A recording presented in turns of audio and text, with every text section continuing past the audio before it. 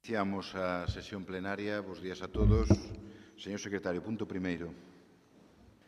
Sí, señor presidente. Asunto número 1. Aprobación se procede da ata da sesión ordinaria celebrada o día 28 de xaneiro de 2014. Por unanimidade. Segundo punto. Comisión de Cooperación e Asistencia aos Concellos. Asunto número 2. Proposta de aprobación se procede do Plan Provincial de Cooperación ás Obras e Servicios de Competencia Municipal e de Estradas para o ano 2014. Por parte do Goberno, don Manuel Martínez. 6 minutos máximo. Gracias, señor presidente. Non ten un tema debatido, rebatido durante todos os anos e que as posicións eu creo que moi claras por parte de todos os grupos. O que está claro aquí é que a Diputación, unha vez máis, en xaneiro deste ano, pois preparou e acordou a elaboración do Plan Provincial de Competencia Municipal de Estradas para o ano 2014, a pesar de que o Estado, outro ano máis, nin o remitiu ningún escrito comunicándonos a subvención ou a non subvención do mismo e deixando a provincia de Lugo sin 3,5 millóns de euros aproximadamente. Unha vez máis, o goberno do señor Rajoy, como fai o do señor Feijóo, discrimina a esta provincia e a Lugo nin un euro. Unha vez aprobado polo Pleno, comunicouse a todos os concellos da provincia e, de acordo cos recursos dispoñibles nesta Diputación, aprobouse o plan no que figuran 67 obras, 65 municipios e 2 provincias. Menos Pantón e Río Torto, todos os concellos da provincia van a participar neste plan de obras e servicios, no cual ten unha cantidad de 2.767.107,45 euros e tamén se vai aprobar un plan complementario que se vai a financiar cas baixas que se produzcan nas obras que contrata a Diputación, porque saben que as obras son propostas e contratadas polos propios concellos da provincia, e as que contrata a Diputación, as baixas que teñan, tanto esas como as de carreteras, irán para facer obras das que figuran no plan complementario, tal como se fixo en anos anteriores. A data límite é o 31 de maio para remitir a estar axudicadas e deberán de estar certificadas antes do 15 de xuño de 2014. E as obras rematarán o día 31 de diciembre de 2014. Os criterios son, obviamente, criterios obxectivos cunha ponderación. Neste caso, son poboación o 40%, 2.000 habitantes un punto, superficie un 20%, 50 km cuadrados un punto, entidades de población 25%, 5 entidades un punto e esforzo fiscal o 15%, 0,25 un punto. Deberán de ser competencia todas elas obras de competencia municipal, o sea que terían que facer os concellos e que preferentemente figuren na encuesta de infraestructuras e equipamentos locais. Desa cantidad, 822.453,95 dedícanse á red viaria provincial e as obras basicamente que se solicitan son accesos a núcleos, pavimentación de rúas, abastecemento de auga, redes sumidoiros, alumbrados públicos, instalacións deportivas, centros sociais, ordenación de tráfico e a citada xa rede viaria provincial. Con esas cantidades, ademais, esperamos manter aproximadamente 200 postos de traballo que van a permitir manter e que se fagan a execución destas obras e, pola miña parte, na primeira intervención, pois, obviamente, nada máis. Por parte do Partido Popular, doña Elena Candia. Bos días a todos. Pois, efectivamente, como dice o voceiro do Partido Socialista, unha vez máis continúan enrocados na mesma postura e, unha vez máis, temos que facer unha crítica bastante contundente ao plan de obras e servicios que pon en marcha esta institución, que en debates anteriores fomos quen de demostrar con magnitudes numéricas que están exentas de menos necesidade de interpretación que é o peor plan de obras e servicios galego, pero non o peor preto do último menos malo. É absolutamente incomparable co resto de plan de obras e servicios que ten a nosa comunidade autónoma galega. É certo que este ano ven en tempo, porque decía vostede que unha vez máis o traían como anos anteriores, tivemos que recordarlle o ano pasado, en maio do 2012, en xullo do 2012, en febreiro do 2013, fixemos aportacións en maio do 2013, fixemos emendas aos orzamentos no ano 13, no ano 14, e recordamos unha vez máis que esta institución incumple cos concellos da provincia. E unha vez máis voullo a cuantificar, porque neste plan de obras e servicios os concellos da nosa provincia levan unha media de 14.330 euros desta institución. Por facer unha comparación, en calquer concello da nosa provincia, especialmente naqueles en donde non gobernan colores políticos afines ao presidente ou ao socio de goberno, calquer presidente dunha comunidade de veciños, dunha asociación de veciños, dunha agrupación de veciños que plantexe unha determinada obra, que, por certo, a eles sí que non se lle require que esteña na enquisa de necesidades locais, como ben decía vostede, que sí teñen que justificar os concellos, pois levan unha cantidade prácticamente idéntica, porque están levando en torno a 12.000 euros por cada asociación, cunha particularidade. Non vamos a menospreciar o traballo que fan as asociacións e as agrupacións de veciños, pero, dende logo, non poden deslegitimar a labor que fai un alcalde que foi elexido por todos os veciños. Pero é que a maiores, se hai que darlle un calificativo a este plan de obras e servicios, non é un plan de obras e servicios da Deputación Provincial de Lugo. É un plan de obras e servicios dos concellos da provincia. Realmente, para infraestructuras dos concellos, están aportando francamente máis os concellos que aporta esta institución. Concretamente, 1.012.000 euros frente a 931.000 euros que invirte esta institución para obras de titularidade municipal. Estas obras de titularidade municipal que teñen a obriga de asistir e cooperar esta institución por competencia claramente definida, como en cada momento que teña ocasión lle recordo. É dicir, 931.000 euros para 67 concellos, levando unha media de 14.300 euros. Como comprenderá, a asistencia e cooperación cos concellos, máxime nun ano con tantísima cicloxénese, nun ano en donde todas as administracións están optimizando os recursos, pois, evidentemente, non poderá decir que teñen as competencias cumplidas ou que cumpren cos concellos da nosa provincia.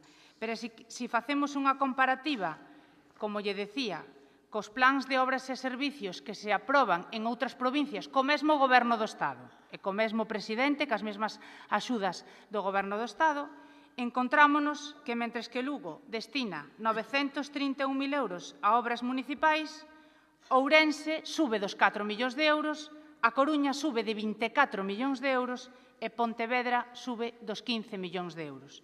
Cando en debates anteriores calificamos este pos como un pos de calderilla, creo que hoxe, con cifras que incluso lle poido redondear en céntimos, queda perfectamente acreditado que é un mal plan de obras e servicios, é un plan que é o exemplo máis claro de que esta institución, aparte de ser sectaria, é unha incumplidora cos concellos da nosa provincia. A maiores da cantidade que destina, manifestamente inferior ao resto das deputacións da nosa comunidade autónoma, está a cantidade que lle obrigan a aportar os concellos, mentres que algunhas como Coruña e Pontevedra lle achegan o 100%, Ourense achega o 75%, Lugo obrigaos a asumir o 50% da cantidade económica da súa obra que propoñen a este plan.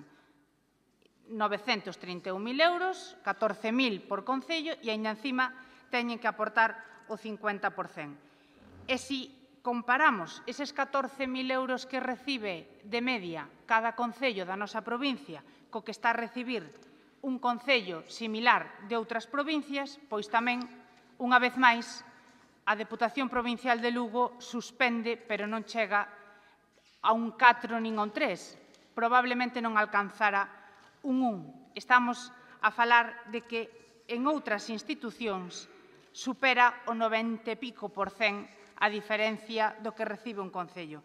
Lugo, sen dúbida, os concellos da nosa provincia viven a pesar desta institución provincial. Viven e asúmeno como unha realidade de que é unha institución ao servicio dunha agrupación que ten uns fins máis políticos que de cubrir as necesidades da nosa provincia. Xa o teñen asumido e, evidentemente, fan un claro esforzo para non recortar servicios, a pesar de que a Deputación de Lugo, para a maioría deles, non está nin se lle espera. Pero o que sí non podemos aceptar é que, aínda encima, se presuma do contrario. Este plan de obras e servicios é unha calderilla, é un exemplo de que esta institución é claramente incumplidora.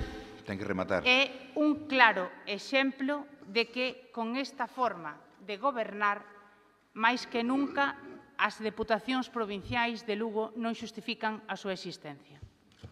Segundo turno, 3 minutos. Gracias, señor presidente. Nil novum sum solem. Seguimos na mesma enrocados, na mesma argumentación. Eu creo que usted ten un problema de complexo de inferioridade grande. Gustaría estar noutra diputación, pero estamos na de Lugo. E a de Lugo non é a Diputación de Ourense, que meteu 10 millóns de euros, parece ser, en depuradoras fraudulentas, ou que gastou non sei canto en empleo, etc. Esta é outra diputación, o mismo da Pontevedra que de Coruña. E os presupuestos son distintos. O esforzo, ustedes tiñan que valorar o esforzo que fai esta diputación, porque estamos a facer un plan e a manter un plan que o Goberno central tratou de cercenar.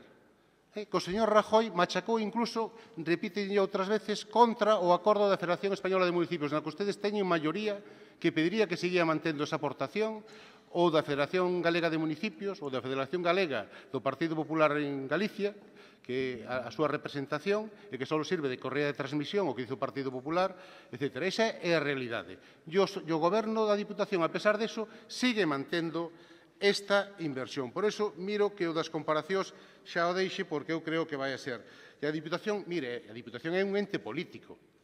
Se usted quere aquí que viñamos a facer festas, pois igual facemos festas. É un ente político e toma decisións políticas, que a ustedes, obviamente, non lles gustan, pero que critique o POS e que non critique o PEN, que son cantidades inferiores, e que o que nos dan é que son fondos europeus e que desapareceron durante 2 anos sin saber a donde foron esos anos e ustedes non digan nada e critiquen aquí porque se os mantemos todos os anos, pois obviamente xa dice da coherencia e da falta de perspectiva que ten usted. Porque, mire, os concellos desta provincia sobrevivimos a pesar do parasitismo da Xunta de Galicia. A Xunta de Galicia sigue mantendo os servicios gracias aos concellos da provincia.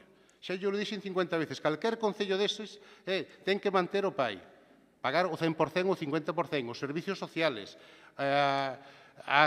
os colegios, os telecentros. O sea, ustedes, a Xunta de Galicia, que goberna o Partido Popular, desde que entraron ustedes, 0 euros e colaboración nula cos concellos. O sea, son ustedes os representantes dunhos parásitos institucionais que manteñen a Xunta de Galicia, que, por certo, ten máis deuda pública que presuposto desde que chegaron ustedes e que multiplicaron por 3 co resto, co cual, mire, aquí todavía vamos pagando a deuda pública e temos máis presuposto que recursos, pero os recursos que temos que optimizalos. E usted está empeñada, non sei se como delegada da Xunta, en que a Diputación de Lugo pois gaste cartos en aquelas competencias que son de ustedes. Os nosos vamos a administrar ben e a Diputación vai ben. E iso creo que lle molesta.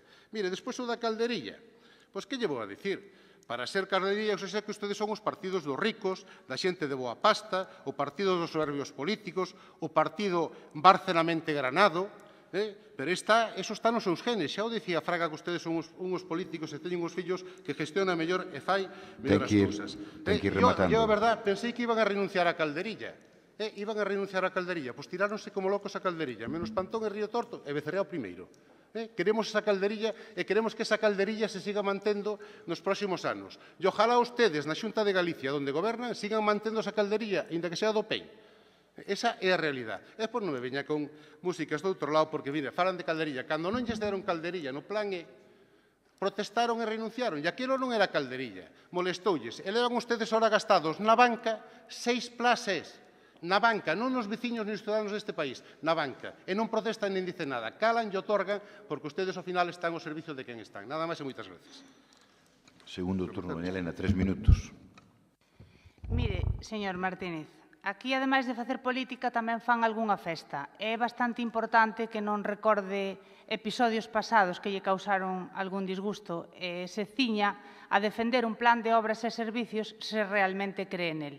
Eu non lle estou pedindo, nin a vostede nin ao presidente, fundamentalmente, porque creo que será máis receptivo ás nosas propostas, que gaste máis diñeiro. Estoulle dicindo que o gaste ben, porque vostede sabe onde o está gastando. Recórdo-llo en cada pleno e ignoro e polo menos podría facer un esforzo en aclaralo, porque lle vou a volver a dar outro dato. Vostedes hoxe traen aquí un plan de obras e servicios para repartir entre 67 concellos 930.000 euros. Pero dicen que os recursos son limitados, por certo, afirmación que comparto. O que pasa é que cando un analiza o modus operandi que ten esta institución, dáse conta que os recursos non son tan limitados como nos queren facer ver. E se lle remito, por exemplo, a pasada anualidade, vostede ve como, repito o dato, ano 2014, 67 concellos para obras e servicios, 930.000 euros. Na pasada anualidade, 15 concellos, só 15 concellos, sin proceso de libre concurrencia, cun proceso digital, e non precisamente por utilizar un equipo tecnológico, sino porque era dado a dedo. 4.036.000 euros. Repítolle as magnitudes, porque ao mellor non lle quedaron moi claras. 67 concellos, 931.000 euros. Todos poden participar con eses criterios, mellores ou peores, pero están a exposición pública.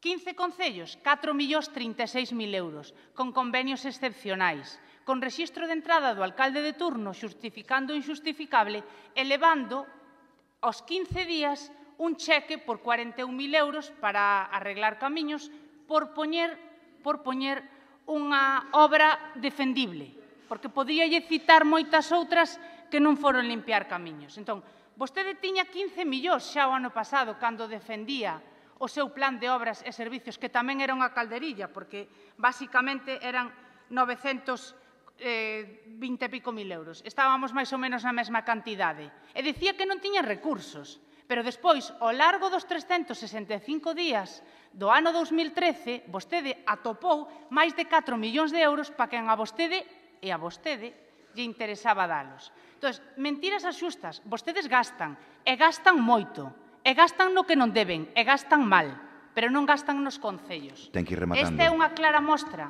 este plan é unha clara mostra. Claro que os concellos o collen, porque desta institución, cando goberna o PP, é o único que poden recoller o plan de obras e servicios. Pero vostede sabe, como a min, que é un moi mal plan, e non por falta de recursos, por falta de vontade. Gracias. Último turno, señor Martínez, un minuto máximo. Se algo pode presumir esta Diputación é de non discriminar a nadie. Aí está parques de bombeiros. Vamos a ver, ustedes cando estaban aquí, parques de bombeiros, canto dedicaban a parques de bombeiros? Cero. Canto dedicaban aos grupos aos grumires? Cero. Ahora a Diputación colabora e traballa con todos os concellos e que a Xunta de Galicia, cando o pridillo solicita. Esa é a realidade. Mentira ninguna porque usted ten os datos. Aquí non minte nadie.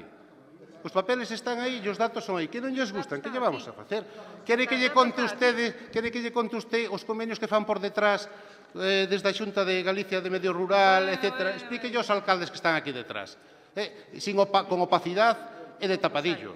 Con opacidade e de tapadillo. O sea, a min, leccións axustas, señora Candia. Mire, porque falemos dos obradoiros. Eso que é digital ou como é eso? Todas e cada unha das inversións que ustedes fan expliquen como está. As de servicios sociales, Fondo de Cooperación Local.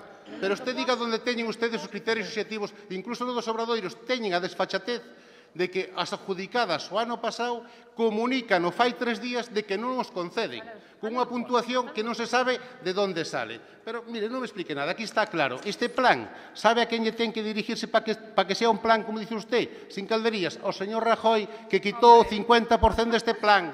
Non esta Diputación fai un esforzo e mantén o que había con ustedes cando non había crisis. O que había con ustedes cando non había crisis. E a pesar da reducción dos presupostos e das cantidades que dedicamos a todos esos servicios que non existían como ustedes, incluído o pago da deuda do canon que votaron 24 anos e foron incapaces de pagalos, e que esta Diputación lle pagou a todos os concellos independentemente do seu color político. Ten que ir rematando. Eso é non discriminación. E o resto son fuegos artificiales e dicir tonterías políticamente falando, que é o que dice usted aquí. Porque a calderilla non a pidan, non a collan. Se a ustedes lles molesta que lles den calderillo, o que teñen que facer é renunciar. E tampouco fan, tíranse como locos, tamén becerreais, o dixen antes. E ojalá o PEN ese que é calderilla tamén, que é similar, o sigan facendo. E que aparezcan os cartos 2011 a 2012 que non sabemos onde vai ese PEN. Nada máis e moitas gracias. Moi ben, moitas gracias. Pois vamos a votar. Votos a favor da proposta sobre o novo Plan Provincial de Cooperación de Obras e Servicios de Competencia Municipal. Votos a favor. 13 votos a favor. Votos en contra. Non hai votos en contra. Abstencións, 11 abstencións. Siguiente punto do orden do día, señor secretario. Comisión de Goberno, Interior e Asuntos Xerais. Cesión gratuita de uso de parte da parcela número 2 do campo universitario de Lugo, así como os 2 edificios que conforman a Facultade Veterinaria ubicados en dita parcela a Universidade de Santiago de Compostela. Ten a palabra. Gracias, presidente. Bos días a todos e a todas. Pois ben, isto trátase da cesión, como ben decía o secretario, de cesión gratuita de uso de parte da parcela número 2, así como 2 edificios, o que ven sendo o que acolle o complexo médico do Orloz Codina. É a continuación dun expediente que se iniciaba xa no pleno pasado para que aparezca a nombre da Fundación. Esta poida así ser recepcionaria dos fondos europeos que terán como destino levar a cabo un centro de investigación biomédica e veterinaria, o CEBIOVET, que ten como obxectivos que se cree para cubrir as necesidades docentes e de investigación, pero, por outra banda, tamén importante que seña un referente de todo o noroeste peninsular de investigación de medianos e grandes animais. Creo que un gran proxecto para a provincia de Lugo, un gran proxecto para poñer en valor a Facultade de Veterinaria e como un referente europeo que xa é. A intención da Diputación está cara a contribuir á promoción e apoio das infraestructuras dedicadas ao uso decente, investigación e desenvolvemento científico e tecnolóxico para impulsar así o desenvolvemento social e económico da provincia e con esa finalidade se trae esta cesión para ese fin. Gracias.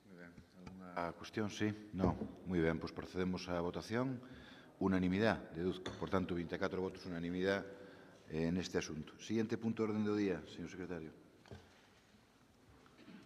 Asunto número 4, proposta do equipo de Goberno exixindo á Xunta de Galicia e ao Goberno Central o desenvolvemento dun plan integral que frene o abandono, infrautilización e desaproveitamento que sofre o patrimonio autonómico estatal na provincia de Lugo. Moi ben, por parte García Porto, 6 minutos máximo. Moi ben, bos días. Moitas gracias, señor presidente.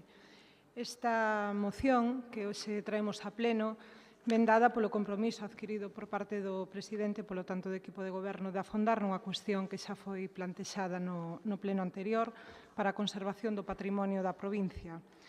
E instaban naquel momento vostedes, o Grupo Popular, a desta Diputación, e coincidirán conmigo en que se conservasen os bens patrimoniais propios da entidade. Ben, coincidirán conmigo, como dicían, que se os bens da Deputación poden ser dinamizadores locais, tamén resulta oportuno pensar que os bens correspondentes a outras administracións o serán. Polo tanto, tamén haberá que interesarse pola súa preservación con independencia desa titularidade.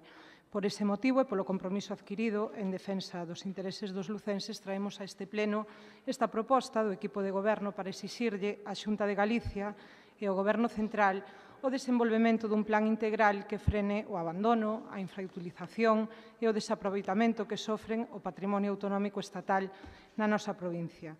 Todos sabemos que Lugo se caracteriza por ter multitude de atractivos históricos e culturais que incorporan valor engadido ao atractivo paisaxístico natural propio desta provincia, e estes atractivos constitúen un verdadeiro reclamo para potenciar sectores económicos relacionados co turismo. Na actualidade, a crise económica e a priorización da austeridade por parte dos gobernos autonómicos estatais do Partido Popular supuxeron a paralización do investimento cultural e dos espazos públicos comuns promovida por anteriores gobernos tanto na Xunta de Galiza como no Estado, traducíndose así nun abandono do patrimonio nesta provincia. A dirección económica que está levando o Partido Popular potencia o aforro institucional, pero potencia a custa da reducción de servicios. A isto hai que sumarlle, no caso desta provincia, prácticas políticas partidistas que xo perxudican a cidadanía. Por ser tanto, a Deputación de Lugo, como os máis importantes concellos desta provincia, dunha cor política distinta á súa. A legislación vixente é moi clara en canto á obrigatoriedade do mantemento e posta en valor do patrimonio. E así, dende a Carta Magna, que no seu artigo 46 afirma que os poderes públicos teñen obriga de garantir a conservación e teñen obriga tamén de promover o enriquecimento do patrimonio histórico, cultural e artístico dos povos de España e dos bens que integran, calquera que sexa o seu réxime xurídico e a súa titularidade. A lei penal sancionará os atentados contra ese patrimonio. ata outras leis, como son a 33/2003 do 3 de novembro do Patrimonio das Administracións Públicas de carácter estatal ou a Lei Galega 5/2011 do 30 de setembro, que afirman, sen deixar marxa a interpretación, que é unha obriga da Administración protexer eses bens. Contamos con numerosos exemplos ao longo da nosa cartografía do desaproveitamento, a infrautilización e o abandono do noso patrimonio, que se traduce en irresponsabilidade, descrédito e minusvaloración do noso acervo cultural e identidade colectiva, ademais de ser, en moitos casos, unha oportunidade perdida para o asentamento de actividades económicas ou a potenciación da sociedade civil por medio dos espazos públicos. Para poñer algún exemplo, direilles que na Mariña Luguesa hai multitude de edificios que están infrautilizados por parte da Xunta de Galicia, como é o antigo Centro Comarcal en Viveiro ou Mondoñedo ou as Casas do Mar en Ribadeo e Cervo, onde non só a Xunta non pon en valor as dependencias, senón que, ademais, impide a cesión aos concellos. No sur da provincia tamén temos algún exemplo deste abandono por parte das administracións autonómicas e central. Poñelles dous que a min me cadran preto. Un é a Casa Sindical de Portomarín ou ben a Casa de Irmandade en Antas de Ulla, que obrigan os concellos a custear a súa rehabilitación como espacio público ou incluso a propoñer a compra deses bens. Se cabe, especialmente sangrante pode ser o abandono que sofren os veciños de Lugo, que ven como prometido o Museo da Romanización no antigo cuartel de San Fernando, ben perto desta Diputación, e o grande esquecido por parte da Xunta de Galicia un ano detrás doutro. Ou os veciños do barrio da Residencia, que permanecen á espera, siguen agardando a que o Estado ofreza un plan de desenvolvemento que potencie a vida local e económica nun barrio que está completamente lastrado dende a inauguración do ULA.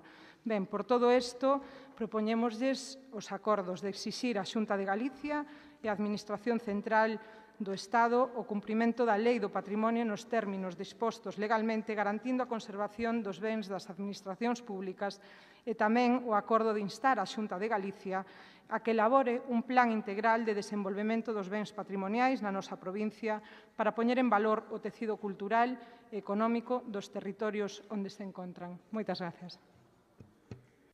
Vostede, por parte do Partido Popular, doña Elena Candia, 6 minutos máximo. Decía vostede, e decía ben, que esta iniciativa ven como reacción, como continuidade ou do compromiso adquirido por esta corporación na pasada sesión, en donde se instaba a esta institución a posta en valor, é certo que de xeito moito máis constructivo que fan vostedes, sen facer ningunha valoración, polo menos no texto, logo no debate, pois, evidentemente, sempre pode haber algunha discrepancia maior, pero sí intentábamos ser constructivos e intentábamos unir forzas para poñer de relevo edificios desta institución que estaban absolutamente, non podemos decir deteriorados ou abandonados, porque realmente algúns deles hai moitas fotos que así o acreditan, se non damos un paseo por ali, vese que a situación é absolutamente ruinosa, non é só de abandono.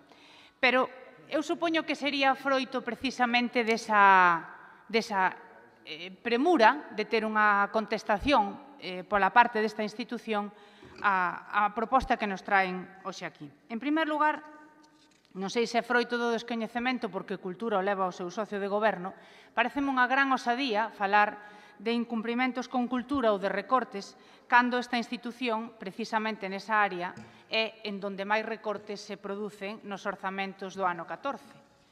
Pareceme unha osadía e un gran atrevemento falar desde discriminación política cando, no punto anterior, creo que de xeito bastante acreditado numéricamente, se fixo patente unha importante discriminación, pero puiden perfectamente nomear outros aspectos, como foi o pasado plan de emprego que puxo en marcha esta institución, do que só puderon beneficiarse 12 dos 67 concellos que ten esta provincia. Evidentemente, na nosa proposta preferimos non citalo, porque simplemente sería unha provocación. Vostedes son máis atrevidos e esa é a súa exposición de motivos.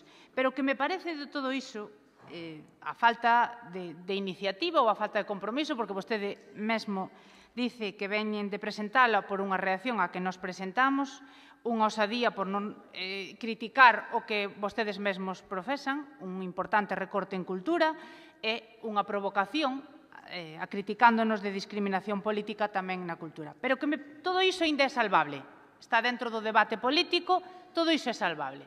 O que me parece absolutamente imperdonable é a falta de rigor que ten esta proposta. Que, aínda así, vámola a apoiar, porque a proposta de acordo, evidentemente, coincide co noso proxecto de provincia.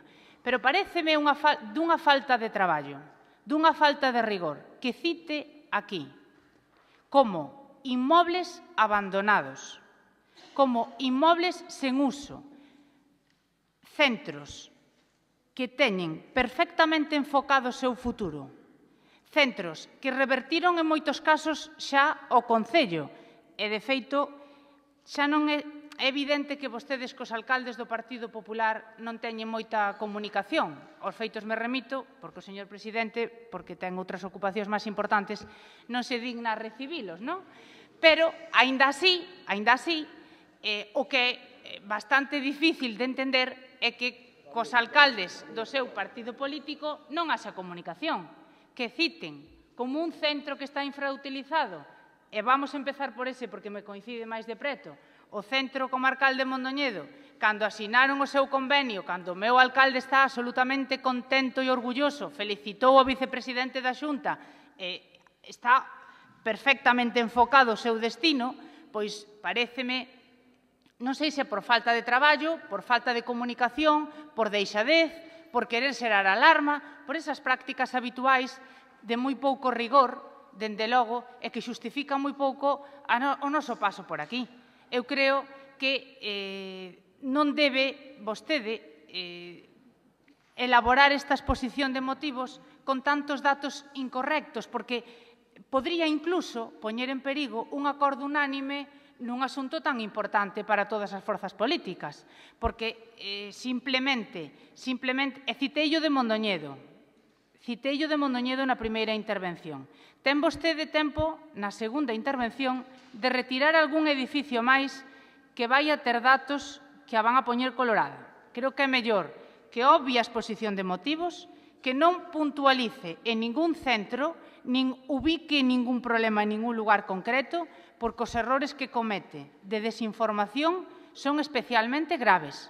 Pero tampouco se trata, por suposto, de actuar con ningún tipo de ensañamento. Vostede retire a enumeración dos centros, sobre todo daqueles que descoñece a situación na que se está ou que non tenga información contrastada, como lle din o caso de Mondoñedo para non entrar en maior polémica, e deixemos a proposta como está no seu punto de acordo, pedíndolle á Xunta de Galicia e ao Goberno Central de Estado, como vostede leu, que nese aspecto, por parte do Partido Popular, como lle dixen, por certo, na pasada sesión plenaria, que sempre que trouxera iniciativas que pensen en Lugo, que non se dirixan a desgastar a ningún outro goberno en donde non teñen responsabilidades o seu partido político, vai a ter o noso apoio unánime. Pero eu creo que, como institución provincial, quedaría especialmente mal que nun acta desta corporación se citen como edificios abandonados, edificios que neste momento teñen perfectamente enfocado o seu uso, están perfectamente postos en valor con un programa por parte das, na maioría dos casos, nas administracións locais, e non dicirlle aos lucenses que nesta institución descoñecemos a situación real dos nosos concellos. Eu faigolles ofrecemento no primer turno, incluso advertíndolle que vai ter o voto favorable. Segundo turno, doña Pilar García Porto. Ben,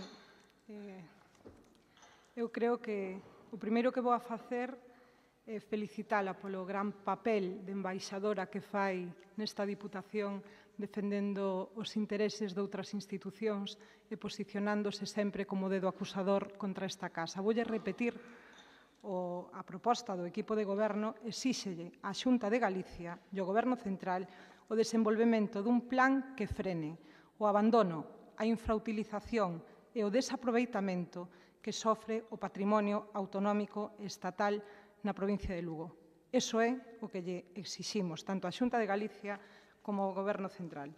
Dito isto, traemos unha iniciativa que nos parece especialmente interesante, xa non só polo valor patrimonial deses edificios, sino tamén pola posibilidade de consideralos como unha entidade xeradora de riqueza ali onde se atopan, e donde, ademais, detectamos un nulo traballo, nalgúns deles, un abandono das instalacións que afecta, en moitos casos, incluso a seguridade das mesmas, pero, sobre todo, estáse desperdiciando unha importante oportunidade de ter un ente dinamizador de riqueza nun momento no que tanta necesidade existe deste tipo de iniciativas, e isto creo que é algo que compartirán plenamente conmigo. O noso obxectivo, dende logo, é velar pola salvagarda do patrimonio nesta provincia, con independencia da súa titularidade, señora Candia, igual que vostedes o fixeron con iniciativas anteriores. A Diputación adquiriu no pleno pasado o compromiso para a reactivación dos inmobles da súa titularidade. Repito, no pleno pasado, e agora, como continuidade a ese compromiso, exixímoslle a outras administracións, a través deste pleno, que se comprometan do mesmo xeito. Dende logo, eu entendo que vostede veña aquí a facer política, que somos políticos, e que critique cada día con máis severidade a esta Diputación. Pero hoxe vimos a falar do patrimonio nesta moción, non vimos a falar de outros casos.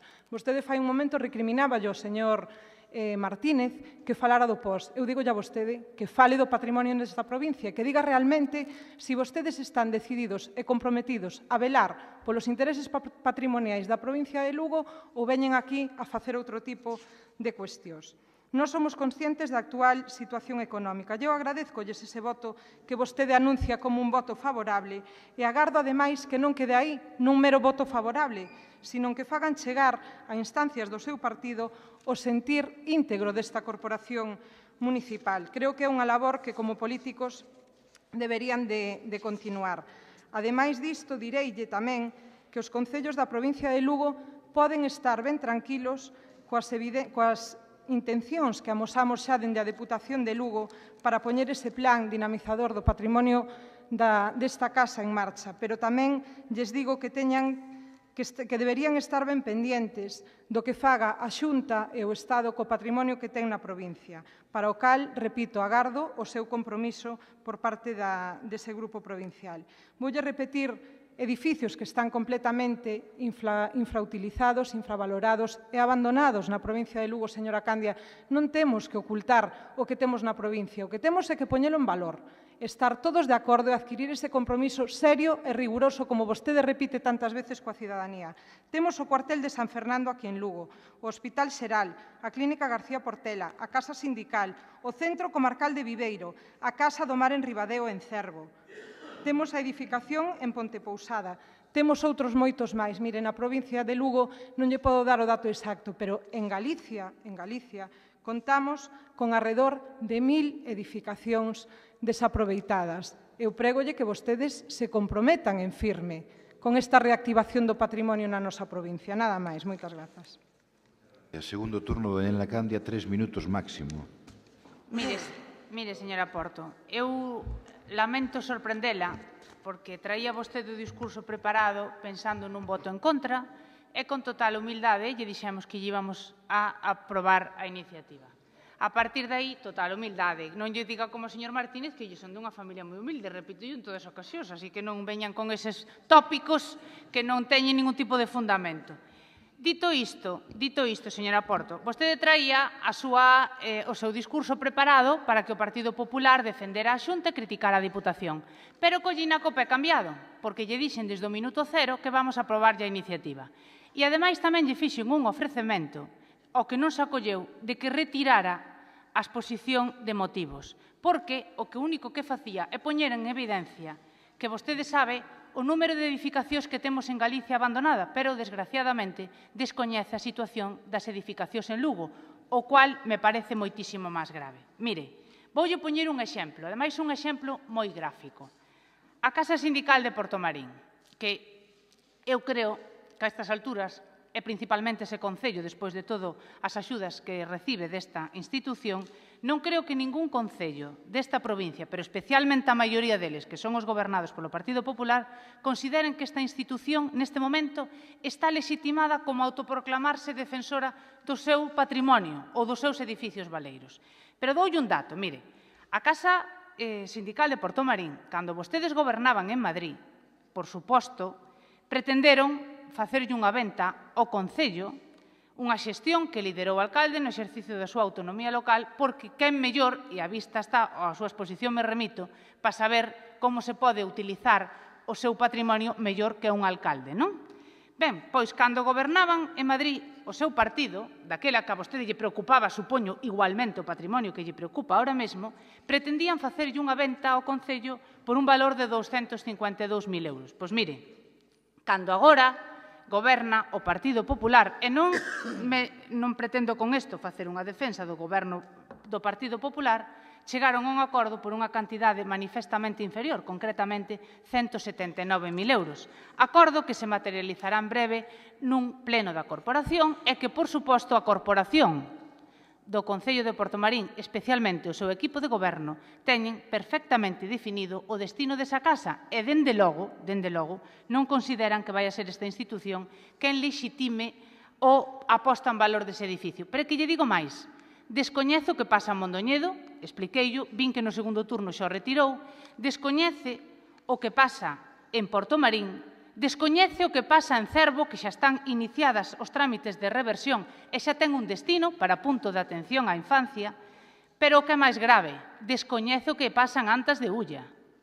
Descoñece o que pasa no seu concello, señora Pilar. Realmente, aí sí que a situación xa devén en sarcástica un esperpento que, lexos de pretender arreglar o da casa, queremos arreglar o patrimonio de Galicia. Ten que ir rematando, Esta doña segunda Elena. intervención Doña Elena. puido omitila, porque non era, por suposto, unha vez que vin o claro descoñecemento da situación dos inmobles da nosa provincia. Unha vez que vin a clara desinformación hasta do que pasa no seu concello, inviteino a retiralo, pero non quixo. O Partido Popular, por suposto, apoia que a Xunta de Galicia invirta en Lugo. Agora, non están vostedes lexitimados para rexir o destino dos inmobles dos nosos concellos, porque non falan cos nosos alcaldes, non falan cos nosos veciños e descoñecen hasta o que teñen ao lado da porta. Por exemplo, Antas de Ulla. Moi ben. Último turno, doña Pilar García Porto, un minuto. Voulle contestar moi brevemente. O coñecemento que temos destas instalacións é perfectamente real. E só lle vou a poñer un exemplo. Como non vou a coñecer o de Antas de Ulla, se ven de incluir o alcalde precisamente nos orzamentos, na aprobación inicial, a compra deste inmoble que está completamente abandonado e que foi solicitado por parte de algunhas asociacións o seu arranxo. Non me veña con palabrería a este pleno, señora Candia. Vamos a ver, non se trata de exixirlle só a Deputación de Lugo que cumpla. Eu xa llo dixen, entendo que veña aquí a exercer de embaixadora, pero nin todo o que facemos nós está mal, nin todo o que fan vostedes é perfecto, nin nesta institución, nin noutras. Mire, trátase, como lle dixen antes, de adquirir compromisos políticos. Entendo que veña a facer crítica, pero se vostedes están de acordo con nós na preservación do patrimonio, non utilicen neste pleno cada oportunidade para intentar desgastar a quen non poden. É unha tontería que o fagan así. Nós temos a compromiso, xa llo dixen, da Deputación de Lugo de poñer un plan dinamizador do patrimonio provincial. Agora agardamos que con este acordo que aprobaremos por unanimidade, vostedes se encarguen tamén de transmitirlle noutras instancias ao seu partido que participen na dinamización do patrimonio que teñen nesta provincia de Lugo. Trátase simplemente de, como políticos, exercer o compromiso coa cidadanía. Nada máis que eso. Moitas gracias. Procedemos á votación da... Hai unanimidade, non? Deduzco que, bueno, pois unanimidade, 24 votos a favor, ningún en contra. Siguiente punto de orden do día. Asunto número 5.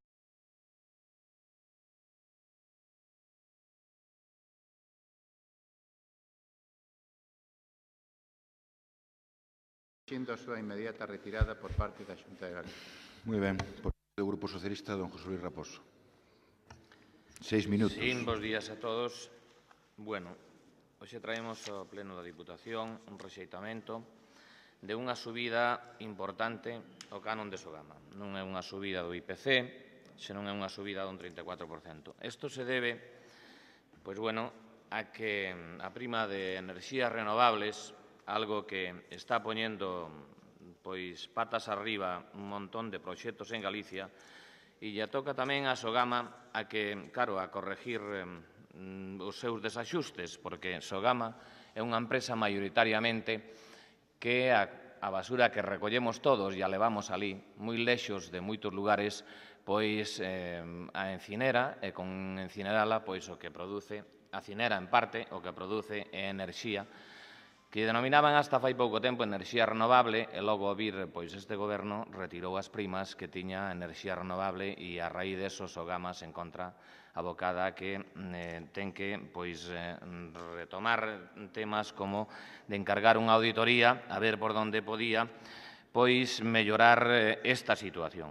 Nesta auditoría reflexa un montón de puntos de que se podía mellorar, pois desde clasificando os envases lixeiros, desde mellorar os procesos productivos para incrementar os ingresos procedentes de ecovendes, desde obter melloras de recollida selectiva en lugares de orixen, desde pois mellorar a capacidade dos residuos, na estimación incluso nos temas das instalacións, desde temas de agrupamento de contratos a proveedores, desde control de custos laborais. Bueno, pois Sogama optou polo máis fácil, os seus directivos de Sogama, co apoio do Goberno da Xunta, optaron porque, entre outras medidas, tamén falaba, entre moitas outras, de subir o canon.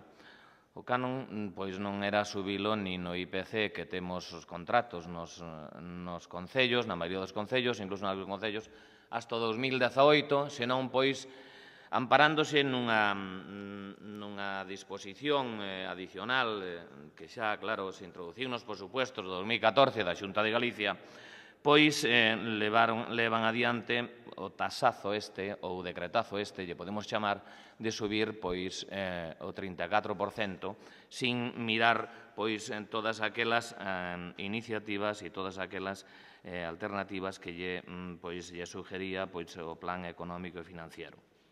Bueno, pois, ben é verdade que é un problema delicado, que tiñamos que estudiar todos, porque, bueno, ben é verdade que tamén hai xente que igual aprobou isto e non lle preocupa o pagar o 34%, porque nalgún comentario se fala, é un café, pero desde que entrou o Goberno da Nación e o Goberno da Xunta a gobernar conxuntamente, como se falaba moitas veces, estes gobernos amigos que ten que axudar uns aos outros, cada día é un café, e hai xente que, bueno, que cobra 400 euros e cada día un café, pois, lle supón unha costa arriba moi importante e está preocupado, pois, de outras cousas e ten que preocuparse tamén de que Sogama vai a subir o 34%.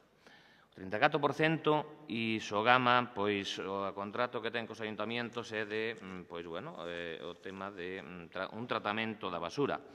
Pois o tratamento é que Sogama o 70% queima, o sea, o 70% da basura, o 30% vai a un vertedeiro, que se recolle a moitos kilómetros e vai a un vertedeiro ali, que, bueno, que tamén se podía, pois, facer un vertedeiro impermeabilizable, como hai ali, en cualquier lugar, que haxa unha canteira, en cualquier lugar que haxa unha mina abandonada, e aforrábase de pagar pois kilómetros e kilómetros neste caso, de transporte.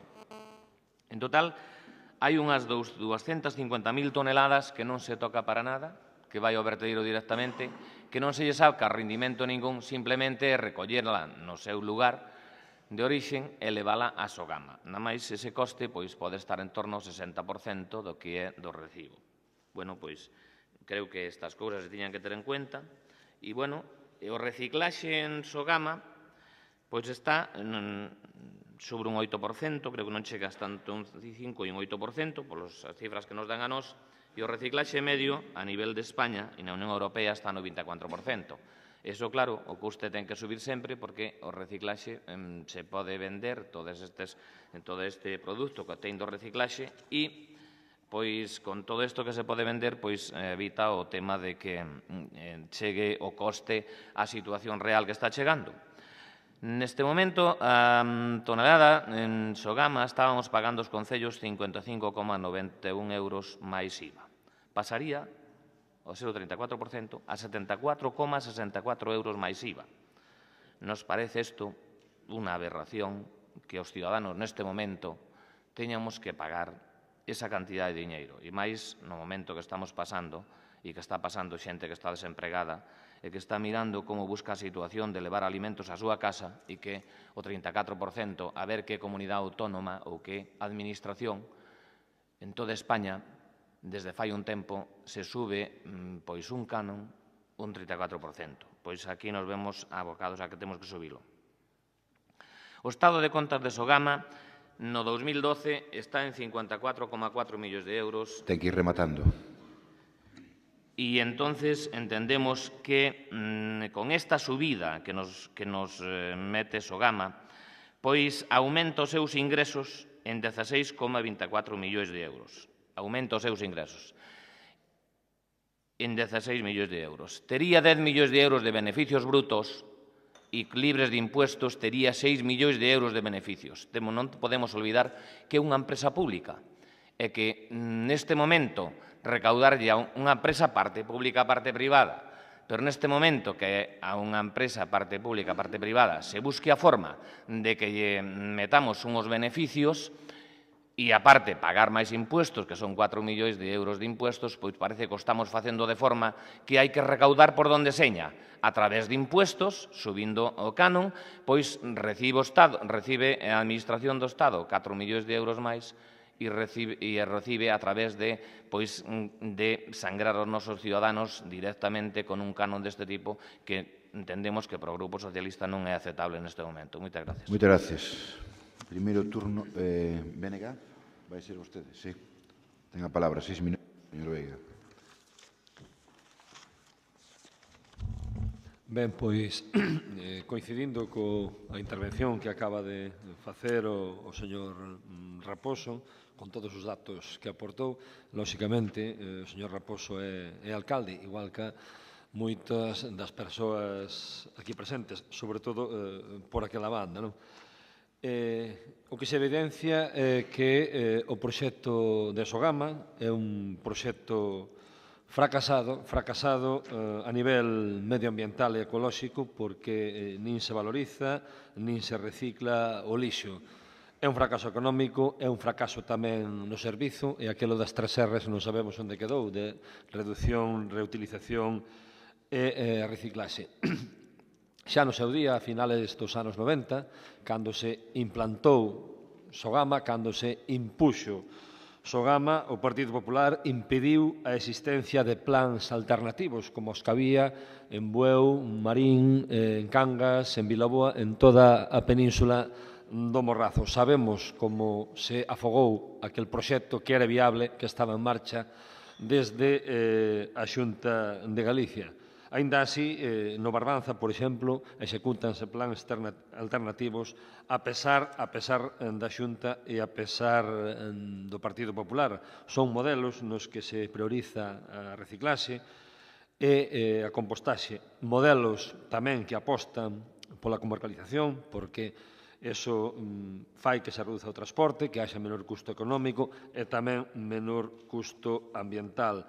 Pero o que fai a Xunta é, curiosamente, asignar casi todos os recursos que ten para o tratamento do lixo a Sogama casi exclusivamente, excluindo a outros proxectos alternativos. Chegamos á conclusión de que o Partido Popular nesto fai o de sempre. Tenen un servicio deficitario por a súa mala xestión e a solución, desde logo, pois que é subirlle o coste aos concellos, subirlle o coste aos veciños, aos contribuintes, o mesmo que fan co canon da auga, co copago sanitario, co pago de ambulancias. Bueno, cada día un imposto máis, cada día unha gota a gota, como aquela gota china, hasta que os contribuintes non poidan resistir máis.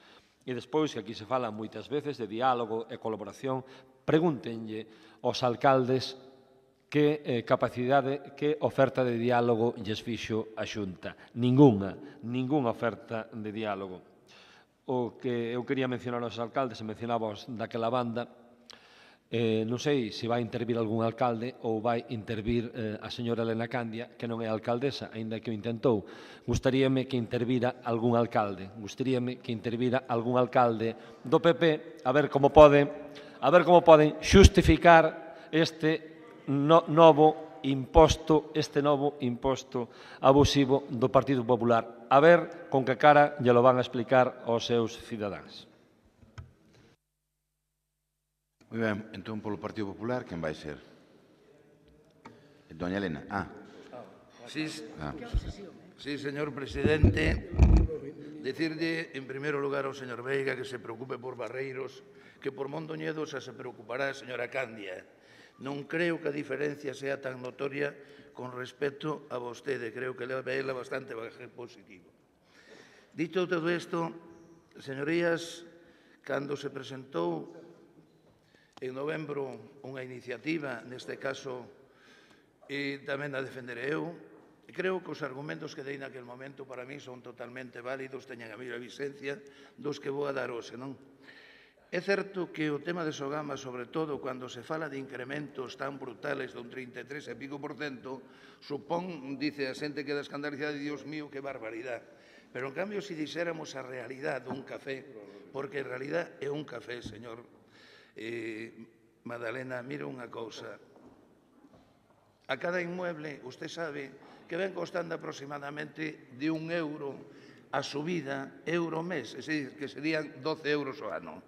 Pero é un tema que se presta tremendamente para demagoxia e que vostedes fan ben explotalo. O que non intentan vostedes corromper as filas do Partido Popular, porque non o van a conseguir. Non intenten vostedes decir ao mesmo tempo de que se van. Si se van, váyanse. Ustedes saben que, ademais, entrar en Sogama non é obrigatorio. Cada quen pode tomar a decisión que queira. Si ustedes queren tamén denostar o que é Sogama, sígano denostando. A Unión Europea dixo justamente todo o contrario de que dixe vostede e o que dixo o señor Veiga, que non dixo absolutamente nada, máis que cousas que se lle ocurren de vez en cando a él. Porque falou de fracaso económico. E a pregunta miña é, no bipartito 2005-2009, que fixeron vostedes para eliminar ese fracaso? Vostedes acaso reciclaron unha tonelada máis? Vostedes acaso fixeron algunha gestión para intentar que ese 9% que agora falan vostedes que se nutre Sogama, fixéramos algo? Sí, minto, fixeron algo. Repartiron dividendos 2 anos seguidos en Sogama. E fixeron algo tamén interesantísimo. Foron a Cuba a estudiar a xestión dos residuos sólidos urbanos de Cuba. Sí, é importante. Eso foi o que vostedes fixeron naquele intre, non? Polo tanto, señorías, vamos a ser serios. Miren, eu recoñezo que unha subida e pos ayuntamientos na situación que nos teñen, por un lado, vostedes, por outro lado, outras administracións, é certo que vai afectarnos tremendamente. Pero o que si temos moi claro é que se nós non temos un control dos residuos sólidos, a donde vamos? Ustedes demostraron un talante democrático, negociador e, sobre todo, de facelo moi ben, na FEGAN. Fenomenal. Ustedes chegaron a un acordo entre ustedes na FEGAN, a lista vostede, señor Raposo. Bueno, se non está vostede, estaban outros, pero, desde logo, representando do PSOE estaban, e do BNG. Chegaron a uns acordos e logo non nos firmaron. Vostedes fixeronno fenomenalmente no Parlamento de Gallego. Ofreceuselles nun momento de dicir, oiga, mire, vamos a prorrogar 2 meses ou hasta o mes de xullo, escalonadamente subir o canon. Vostedes tampouco fixeron. Entón, vostedes en realidad que é o que queren? Eu doulles unha solución, señorías.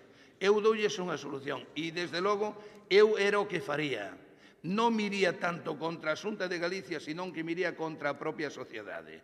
Unha sociedade que ten a obrigatoriedade de ser autofinanciable. Unha sociedade na cual se firman, e quen está firmando é o Concello directamente con esa sociedade. A Xunta de Galicia non pode poñer cartos nin outras administracións. Entón, cal é a solución ao final? Botarlle a culpa á Xunta de Galicia e dicir vostede, non, a Xunta de Galicia que pague a parte alícuota que ten que a subida dos ayuntamientos. Vale? Eu acepto eso. Oiga, e ustedes por que non participan tamén como a Diputación? Ustedes porque tamén... Non, señoría, eu estou me referindo a unha hipótese. É dicir, se os ayuntamientos vostedes dicen que estamos todos hasta aquí, cousa que certa, xa se ve que as dávidas de vostedes salimos pa diante seguro. O Ayuntamiento de Palas de Rei recibe justamente un 15% menos do que lle aporta a Deputación de Lugo. Con esas teorías vamos fenomenal. Sí, señoría, xa cando vostede queira, eu llo demostro, señor Martínez. Entende? Esa é a realidade. Claro, eu non me podo comparar co de Becerra, por exemplo, Palas de Rei non se pode comparar con Becerra, eso está claro. Entón, se nós, na situación actual que estamos, decimos non á Sogama, decimos que dentro de 2 anos, 3 anos faga crack, cousa que sucedería. Vostede falou dun plan de viabilidade de Sogama. É certo. Falou tamén, e non yo discuto, que no primeiro ano os beneficios van a superar os 6 millóns de euros. Pero se vostede liu, e é certo que liu o plan de viabilidade, sabrá que no ano 2018 apenas chegan aos 100.000 euros os beneficios de Sogama. Que intenta reequilibrar a situación. Que está facendo Sogama neste momento, e tamén o sabe vostede, reciclando neste momento o 9%. Ten que ir rematando, señor Pensado. Sí, señoría. Que outra xestión fixo eso de un 9% que, en certo modo, ven supoñendo cerca de 1,5 millón de euros entre aceiros, entre todo o que está reciclando, envases, etcétera, etcétera. Non, vidrio. Señoría, o escenario non era o mismo fai un ano que o é agora. E iso sabe o vostede e sabémolo todos. Se o escenario non era o mismo, algunha decisión teremos que tomar. E como é natural, o que non estamos pola labor é de que Sogama faga crack. Vostedes posiblemente sí, nós non. Señor Raposo, 3 minutos, segundo turno. Moitas gracias, presidente. Mire, Fernando, eu voulle dicir unha cosa. Eu creín que, ao defender esta moción, que iba a ir por outros camiños, porque vostede foi alcalde moito tempo. E agora levantemos ese alcalde, parece que xa esa filosofía que teñen que circular a veces, pois parece que a olvidou. Pero mira unha cosa, eu nunca xogo a demagogia. A demagogia xoga quen dice por moitos lugares que ainda non se rematou a transición, mentre non cambia algún goberno no país. Iso sí que é xogar a demagogia. Eu non xoguei a demagogia ninguna co tema de vir defender aquí que non se suba o 34%. Eu estou na FEGAN. Na FEGAN se intentou chegar a acordos de todo tipo, non houbo ningún. O presidente da Xunta de Galicia non recibiu a 91 alcaldes, a unha petición de 91 alcaldes. Nin quixo saber nada. Sin embargo, se vai dicir Andalucía que non se remata a transición mientras Andalucía non cambie o goberno, pois que vaya el pailía co cambie. Iso non é falar de demagogia, cando se intenta que non suba un impuesto ou que non se cobre máis nos momentos en que estamos vivindo os ciudadanos. Eu creo que estamos olvidados, e polos partidos que goberna olvidados no momento en que estamos vivindo os ciudadanos hoxe. Claro que non é un momento de que pasamos hai 4 anos. Hai 4 anos o Gama tiña beneficios, se repartiu dividendos e que tiña beneficios. As primas a produción de enerxía renovable. E iso ven nin máis nin menos por aí. Ven a co goberno amigo, cando se decía co goberno amigo que iba a traer grandes inversións para Galicia, o goberno amigo que trae o rural de Galicia coa retirada de primas de energías renovables, as eólicas, as fotovoltaicas, a Sogama, o que trae é a ruína rural de Galicia, unha vez máis. E estes que estamos en determinados lugares a veces, que claro que o 34% un café, cando unha persona gana 7.000 ou 8.000 euros ao mes, ben é verdad que non lle molesta nin lle importa. Eu lle falei dos 400 euros ou dos que non cobran os 400 euros, sí que lles molesta iso. Iso sí que lles molesta. E o que non pode ser é que o presidente da Xunta de Galicia non reciba unha representación de 91 alcaldes para decirlle que estaríamos dispuestos a aceptar o 50%. Pero non, sí o sí, eso é a democracia. Introducirnos, por supuesto, da Xunta de Galicia para decir sí o sí el 34, el 50. Que van a facer con Sogama no 2020? Que no 2020 está prohibido, da que falou usted da Unión Europea, que non se pode incinerar, que non se pode levar ni unha bolsa ao vertedeiro. Que vai a facer Sogama? A viabilidade de Sogama no 2020 cual é? Porque eso sí que me preocupa. Eso me preocupa. Eso e a forma que tuvo o presidente da Xunta de tratar a 91 alcaldes. É o que máis me preocupa. É o que máis me preocupa, porque cando menos debía de escoitarnos. Non hai xuicio sin escoitar ambas partes. Non hai xuicio sin escoitar ambas partes. Non nos escoitou para nada, ni se preocupou, na máis a través do seu conselleiro, e impoñendo, que dice vostede da Fegán, o rodillo na Fegán da maioría que teñen ali, non hai conversación de Sogama. Hai un 34% e punto. Iso é a forma de gobernar que teñen o Partido Popular en Madrid e en Galicia, e impoñendo os amigos e aceptando os amigos, porque ben é verdade que as enerxías renovables ainda van levar moitas voltas. Ayer, concretamente, falaba unha organización do rural, donde o problema que se estaba ocasionando no rural de Galicia co tema da prima das enerxías renovables. E iso ainda vai dar moito de sí. E ainda pode volver que a prima das enerxías renovables, eso está na mão de ustedes, que poda haber a prima das enerxías renovables, porque senta un gran perjuízo no rural de Galicia de España. E iso ainda se podía solucionar sin aplicar aos 3 meses. O que pasa que vostedes entendían e querían levar aplazamos un mes e contamos ca oposición para unha subida ao 34%. Nunca van a ter eso. Nunca van a ter eso. De que contar coa oposición para decir a oposición tamén estaba de acordo a subir o 34%. Ese é un engaño que trataba de levar o conselleiro a Xunta da Fegán. Aplazamos un mes a subida e a cambio voten ustedes a favor. Non, están de unha Fegán, non vai votar a favor a Fegán. Ten que rematar. Gracias, presidente. Gracias a vostede. Por parte do BNG, don Antonio Veiga, 3 minutos máximo. Pois ao final acertei que ningún alcalde falou. Falou un concelleiro ou teniente de alcalde neste caso. Acertei.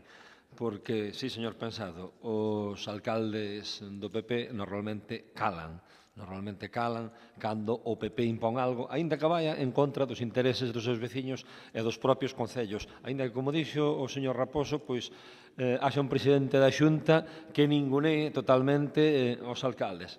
Os do PP calan e siguen calando. Bueno,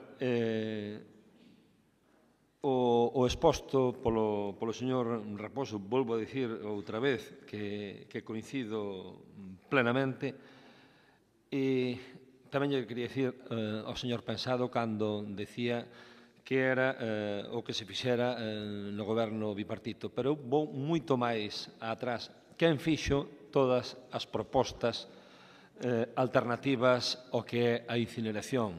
Recorden o que ocorriu a finais dos anos 90. Eu puxen ya antes o exemplo da península, como se chama, da comarca do Morrazo.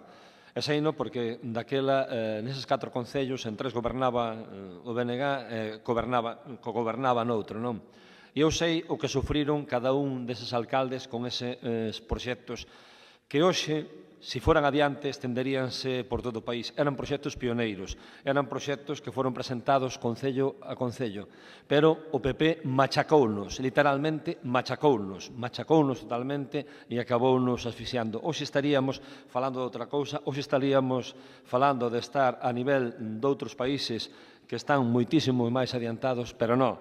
No Partido Popular, pois, primou xa daquela en sacar pingües beneficios do lixo, non? E falando de sacar pingües beneficios, esta medida que se está tomando, desde logo que non é porque se lle ocurra tamén ao señor Feijóo, e non quero esculpalo, son decisións do Partido Popular a nivel estatal, son decisións do Partido Popular desde Madrid, non? Porque tampouco a solución está no que dixo o señor Pensado, que tiña que haber unha relación entre esa sociedade de Sogama e máis os concellos. Non, a verdadeira razón pola que se sube Sogama non é esa, non. Ten moito que ver con esa decisión política que adaptou o Goberno central do PP na súa política de reformar o sector eléctrico que impón recortes nas tarifas para percibir pola coxeneración eléctrica. E logo, diante da caída de ingresos que sufrirá Sogama pola xeración de enerxía, óptase por cargarlle á cidadanía novamente este recorte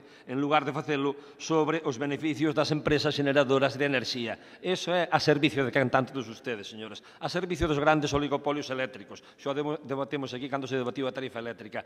A ese servicio está o Partido Popular e esa procesión silenciosa que tenen ustedes aí. Nada máis, moitas gracias. Gracias. Segundo turno, don Fernando. 3 minutos máximo.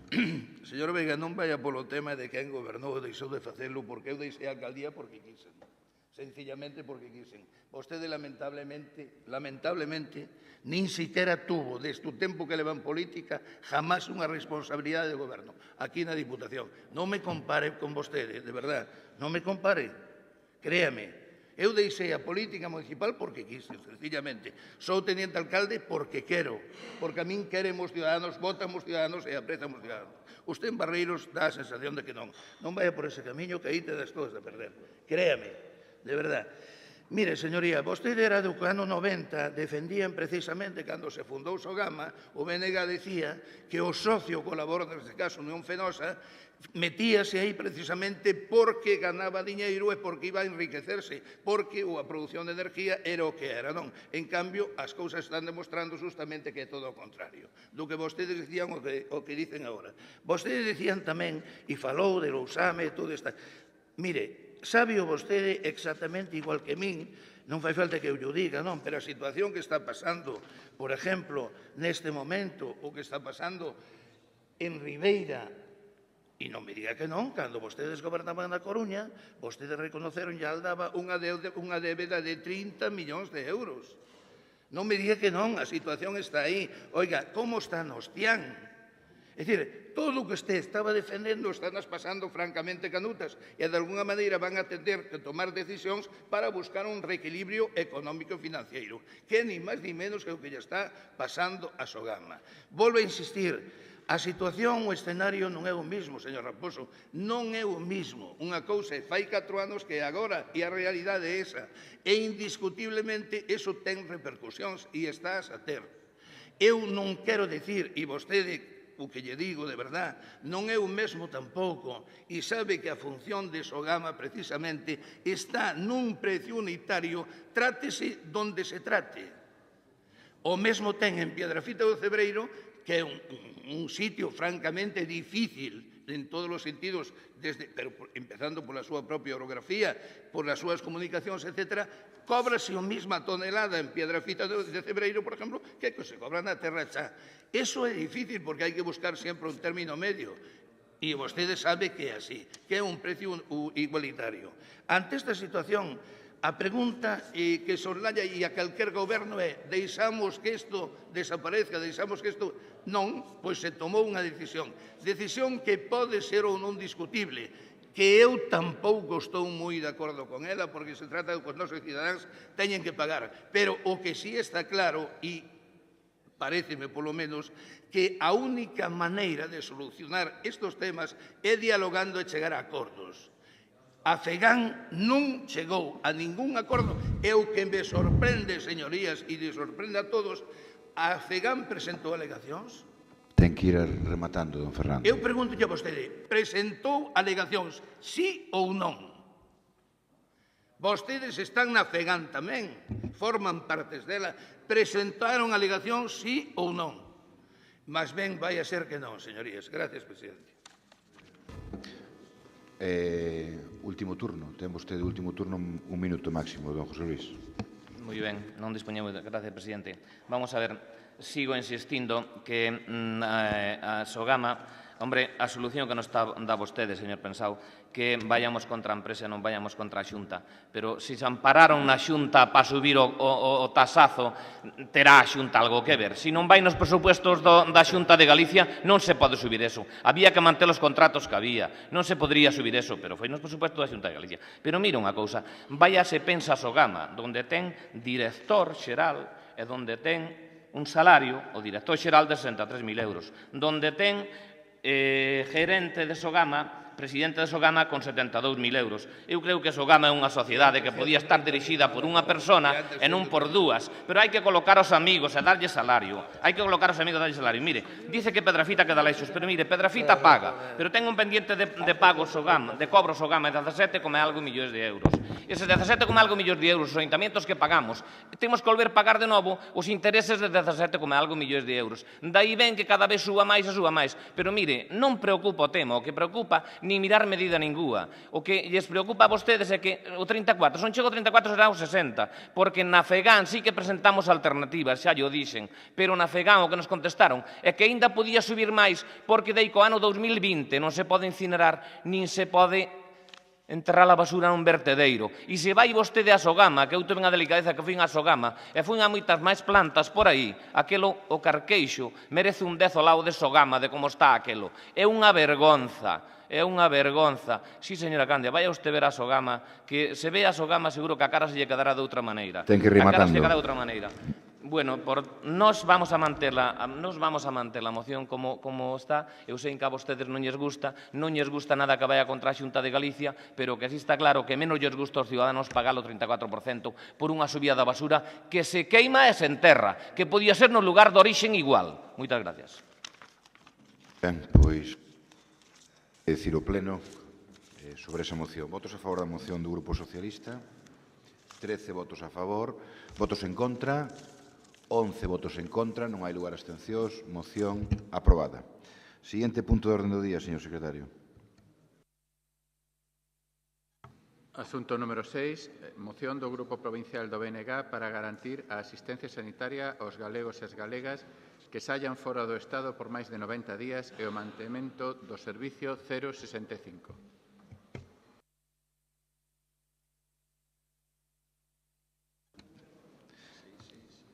Ten 6 minutos o portavoz do BNG, do Mario Outeiro. 6 minutos, primeiro turno. O Goberno do Partido Popular no Estado parece que non ten pensado saírse da folla de ruta que marcou dende a súa chegada ao poder aló en novembro de 2011. Un recorte en dereitos e conquistas sociais sen precedentes. Entre esas medidas de destrucción do Estado de Benestar, o Goberno Central, por medio do Real Decreto Lei 16 de 2012, eliminou o dereito á atención sanitaria universal, quedando reservado única e exclusivamente para aqueles que teñan a súa residencia no Estado español e, con iso, negándollo a todas as persoas que se trasladen ao estranxeiro e que permanezan fora do Estado por máis de 90 días consecutivos. Milleiros de cidadás e de cidadáns víronse obrigados, principalmente pola falla de expectativas laborais en Galicia e en España, a emigrar e cambiar a súa residencia a outros estados. Segundo datos do INE, só no ano 2013 alrededor de 600.000 persoas abandonaron o Estado. No caso de Galiza, un total de 12.854 galegos e galegas emigraron no primeiro semestre de 2013.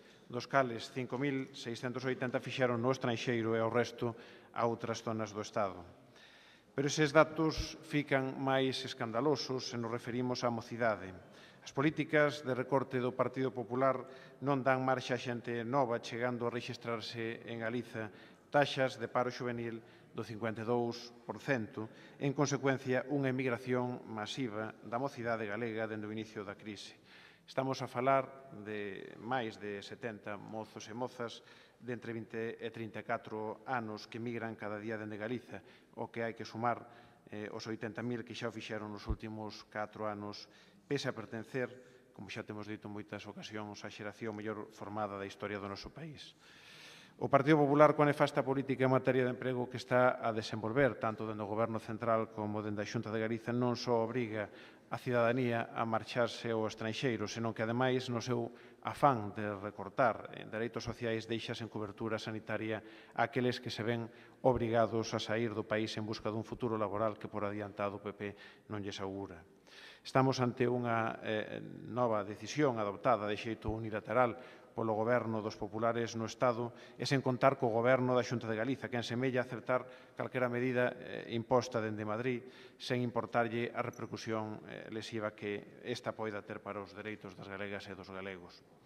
Dende o Bloque Nacionalista Galego cremos que non é de recibo que a destrucción masiva de postos de traballo derivada das políticas antisociais e centralistas do Partido Popular e que eles mesmos achacan a crise e ao auxe do sistema capitalista e que están a empobrecer cada vez máis as maiorías sociais e a Galicia, se lle sume agora unha nova merma aos nosos dereitos como cidadáns, a desposesión do dereito á asistencia sanitaria a aquelas persoas que de seguro gustarían de poder vivir e traballar na súa terra. Por outra banda, o Goberno da Xunta de Galiza está desmantelando o servizo de transporte adaptado coñecido como 065, que viña atendendo diariamente a miles de persoas dependentes en todas as comarcas do noso país. A modificación deste servizo por parte da Consellería de Traballo e Benestar é un novo paso na eliminación dos programas de dependencia e benestar. A Xunta pretende deixar de prestar o servizo de traslado diario ou semanal dos dependentes aos centros para repartir as terapias en distintas localizacións lucenses e tamén en Galicia. Por outra banda, o Consorcio de Benestar terá o seu propio transporte para as persoas dependentes usuarios dos seus centros. Unha vez máis, a Consellería de Traballo e Benestar desmantela un servizo necesario como é o do transporte adaptado, que custou moito esforzo deseñar e implantar e que daba servizo de xeito regular aos dependentes que así o solicitaran. De novo, fálase de racionalización e eficacia por parte do Goberno galego cando se debería dicir desmantelamento do servizo de 065. E como todas estas medidas atentan gravemente contra os dereitos de miles de galegos e galegas, pois o grupo do BNG na Deputación de Lugo solicita ao Pleno a adopción dos seguintes acordos. Unha, rexeitar a exclusión da atención sanitaria pública gratuita pola eliminación do dereito á asistencia sanitaria das persoas que permanecen máis de 90 días fora do Estado, nun ano natural, ou non residentes no Estado español, adoptada polo Goberno do Estado nese Real Decreto Lei que antes lles mencionaba. Ou instar a Xunta de Galicia a que, mentres non se procede a devandita derogación, asuma e garanta esta atención sanitaria dos galegos e galegas que saian fora do Estado. E tamén exixir do Goberno da Xunta o mantemento do Servizo Galego de Apoio á Mobilidade Persoal, coñecido como 065. Nesta primeira quenda de intervencións, nada máis. Grazas. Polo Partido Socialista.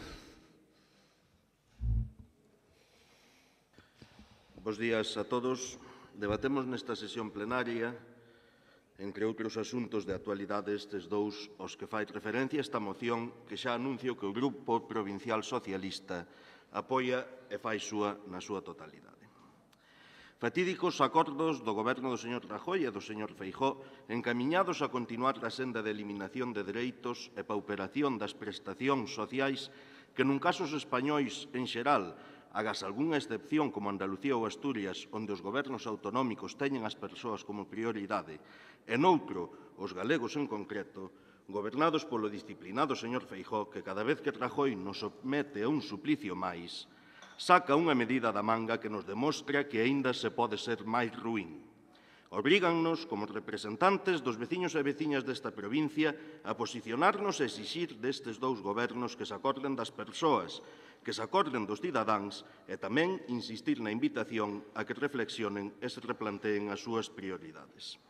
Por un lado, o Real Decreto Lei 16/2012, que elimina dunha tallada o dereito á atención sanitaria universal, privando desta aqueles que pasen máis de 90 días nun ano fora do Estado e, por outro, o desmantelamento do servizo de transporte adaptado, o 065, tan necesario e vital para milleiros de persoas en Galicia, deixando a Xunta de prestar os servizos de traslado diario ou semanal dos dependentes a centros onde recibir tratamentos terapéuticos que melloren a súa situación e a fagan máis levadeira.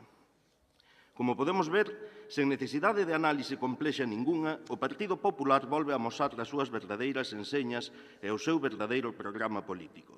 Atacar o máis débil, arremeter contra o máis necesitado de protección e menoscabar en todo posible o estado de benestar. Todos os españois aos que a necesidade os obriga a emigrar, que non o fan por espírito aventureiro, non. Todos os mariñeiros, moitos deles lucenses, embarcados en buques abandeirados noutro país, e todos cantos españois se vexan obrigados a residir no estranxeiro máis de 90 días, serán tratados pola Seguridade Social do seu país como inmigrantes. serán tratados como estranxeiros na súa propia patria e serán sometidos a un ultraxante e despectivo trato polo goberno que os obriga a emigrar incapaz de dar respostas á situación de necesidade a que están sometidos e moito menos coa axilidade, contundencia e docilidade que o fai con entes que non son persoas como os bancos. O presidente dese goberno que converte o emigrante en estranxeiro na terra que tivo que abandonar é o señor Rajoy. En Galicia sabemos moito de migración e de todo canto representa, pero parece que o señor Feijóo fai oídos xordos ou é alleo a esta problemática e lonxe de defender os galegos emigrados, os que están a emigrar e os que emigrarán, co seu afán de sumiso alumno con aspiracións de mestre sustituto, cala, consente e aplica. Só se poderían entender estas decisións no senso dun goberno carente de conciencia social e amnésico, indiferente á realidade e situado fora do espazo e do tempo que lle toca administrar. Un goberno que non titubea en dispensar un trato aos seus naturais indigno dun Estado civilizado e tan insospeitado como inesperado na Europa do século XXI. Se esta modificación do texto refundido da Lei Xeral da Seguridade Social é un atentado sen precedentes ao concepto de cidadanía para todos os españois, para os galegos supón moito máis. A emigración está impresa con letras de sangue e bágoas na nosa historia e representa unha das nosas principais sinais de identidade. Non podendo adxetivarse esta modificación máis que de infame. Ningún galego, consciente da súa orixe e da súa historia, pode asumir semellante ultraxe. O que fai máis lamentable que esta decisión fose tomada polo señor Rajoy. Se galego de nacemento, parece que non de sentimento nin de entendemento. Por iso, temos que rexeitar con toda a convicción esta exclusión de atención sanitaria pública e gratuita promovida polo señor Rajoy e exixirlle, como galegos e como lucenses, ao señor Feijóo que rexeite esta medida e demande do Goberno do Estado a derogación da mesma, ao mesmo tempo que, como titular da competencia, a Xunta de Galicia garanta a atención sanitaria destes galegos e galegas conservando a súa tarxeta sanitaria en vigor.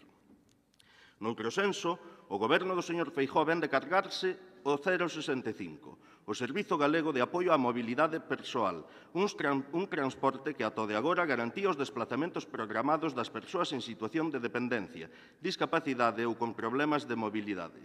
7.000 persoas en Galicia son usuarios deste transporte.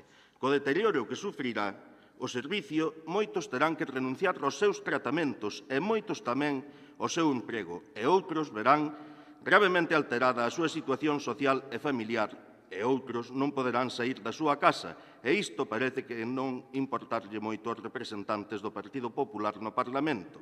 Por iso, dende a Deputación de Lugo, debemos ser claros exixindo á Xunta de Galicia o mantemento do Servicio Galego de Apoio á Mobilidade Persoal. Estes que perden a súa condición de residente despois de pasar 90 días foras de España, pregúntome eu, acabarán perdendo a nacionalidade? Esta idea do Partido Popular agocha a intención futura de reducir o número de españois pola vía do decreto. Converten a un inmigrante na súa terra. Outros vense separados da sociedade, sinalados, excluídos, en desvantaxe en canto a oportunidades. Se polo Partido Popular fose, e poidesen, quizais se lles ocurriría prohibir o sentimento de morriña e de saudade por decreto, retirarían o dereito á esperanza e privarían a crenza na igualdade efectiva que mantén boa parte da sociedade e impulsou o crecemento progresivo do estado de benestar ata que Rajoy chegou ao goberno. Nesta primeira intervención, nada máis, moitas gracias. Por parte do Partido Popular, señor Pensado, 6 minutos máximo. Sí, señor presidente.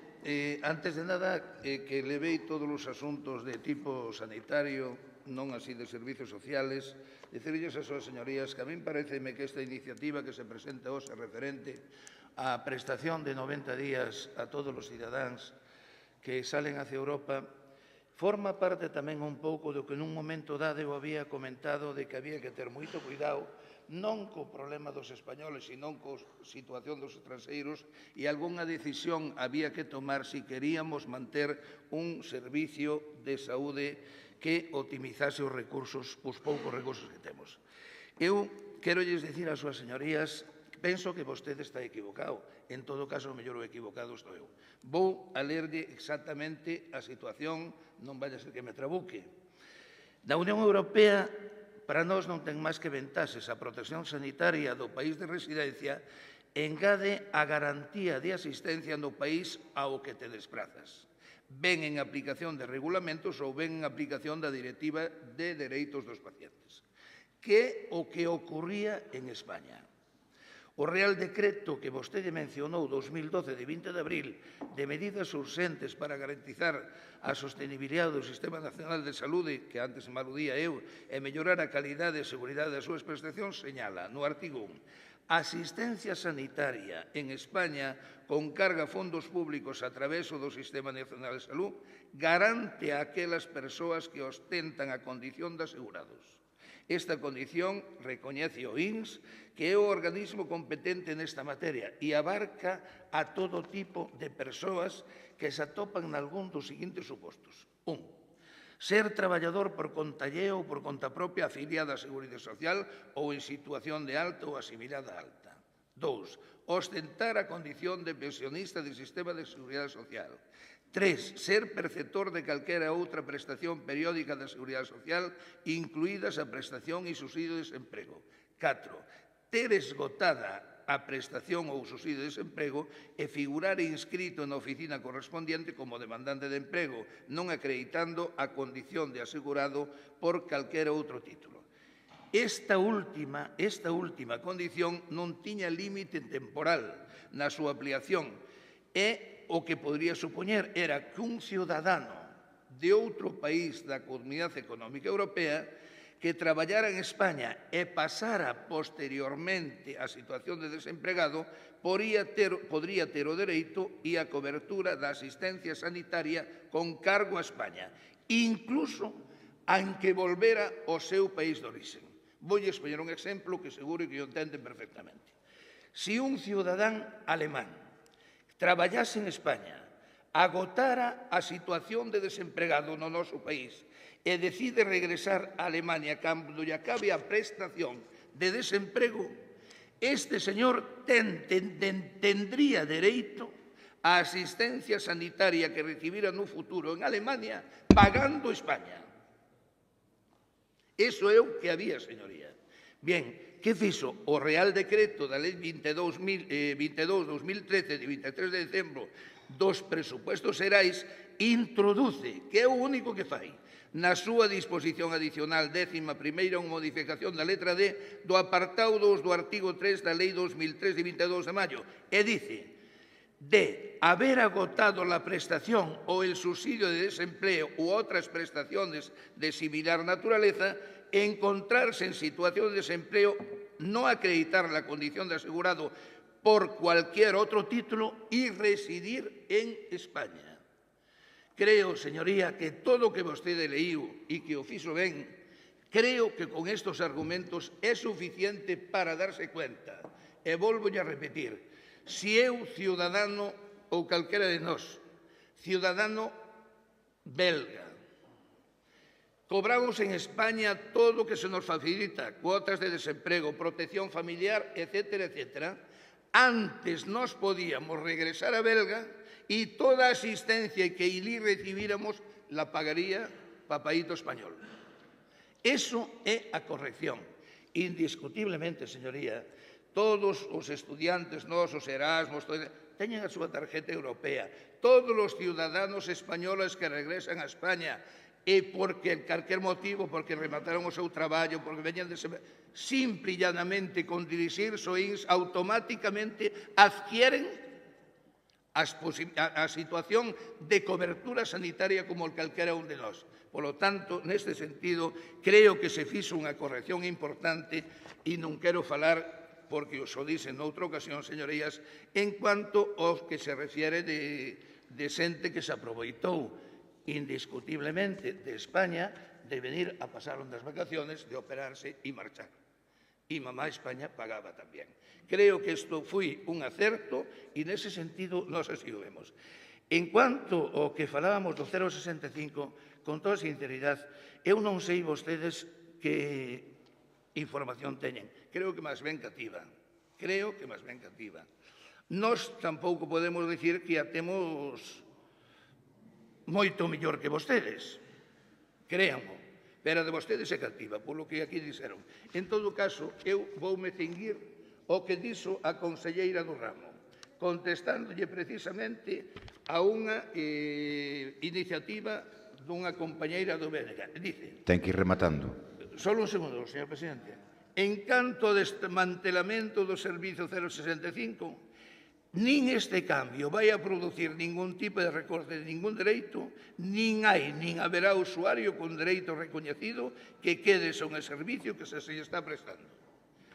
Non quero dicir que esta palabra va a misa, pero a mí me reconforta. Gracias, presidente. A vostede, por parte do BNG, segundo turno, 3 minutos máximo. A mí, por desgraza, non. Señor Pensado, non trate de convencernos de que grazas á maravillosa xestión do Partido Popular en materia sanitaria, pois, fomos quen de poñer os alicerces da sostibilidade da sanidade pública para o futuro. Deixen o discurso de que son capaces de facer máis con menos para os seus acólitos, porque, sinceramente, a sanidade converteuse nun dos problemas máis importantes, un dos problemas que recaba máis preocupación da cidadanía nos últimos anos. O aforro conseguido polos recortes en materia sanitaria ou de servizos sociais nunca pagará os múltiples prexudicados que van quedando atrás, que van quedando nas cunetas tras os recortes. Temos un indicador importante que vostede nunca cita, que é que o Estado español financia moi pouquiño o seu estado de benestar. Está a cola a nivel europeo neste aspecto. Estáse dedicando alrededor dun 6% do Produto Interior Bruto á sanidade, fronte ao 8% que dedican outros países que tamén citaba vostede antes, como Alemanha, Francia, Italia ou incluso Bélxica.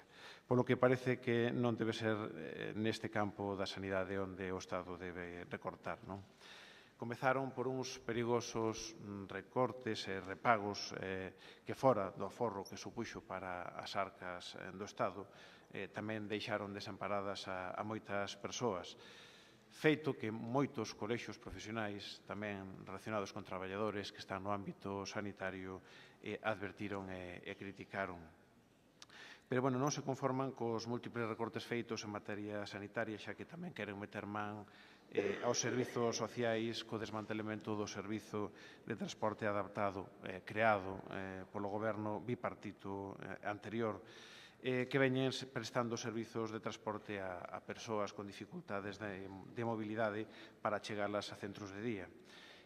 A todo isto hai que unir os múltiples recortes da Xunta de Galicia a estes colectivos con persoas con discapacidade ou con capacidades diferentes que viñan facendo uso do servizo ata a actualidade.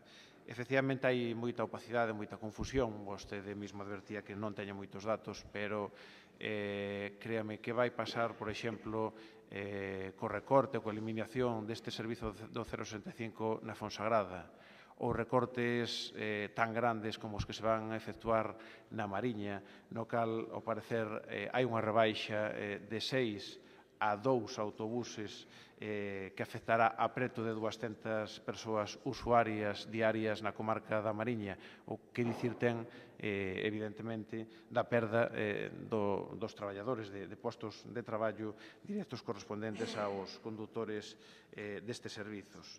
Dende logo que as políticas do PP na Xunta,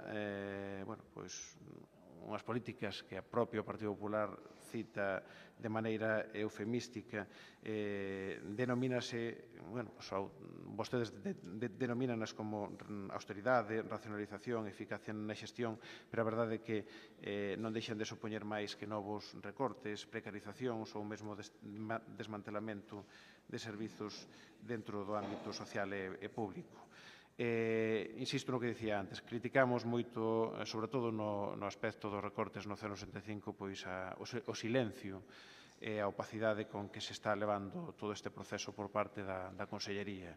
E, por suposto, lamentamos que non se lles comunique aos propios usuarios do servizo, así como tamén as asociacións destes colectivos usuarios, pois as modificacións que proceda con mesmo. Nesta segunda intervención, nada máis. Moi ben. Por parte do Partido Socialista, segundo turno, 3 minutos máximo.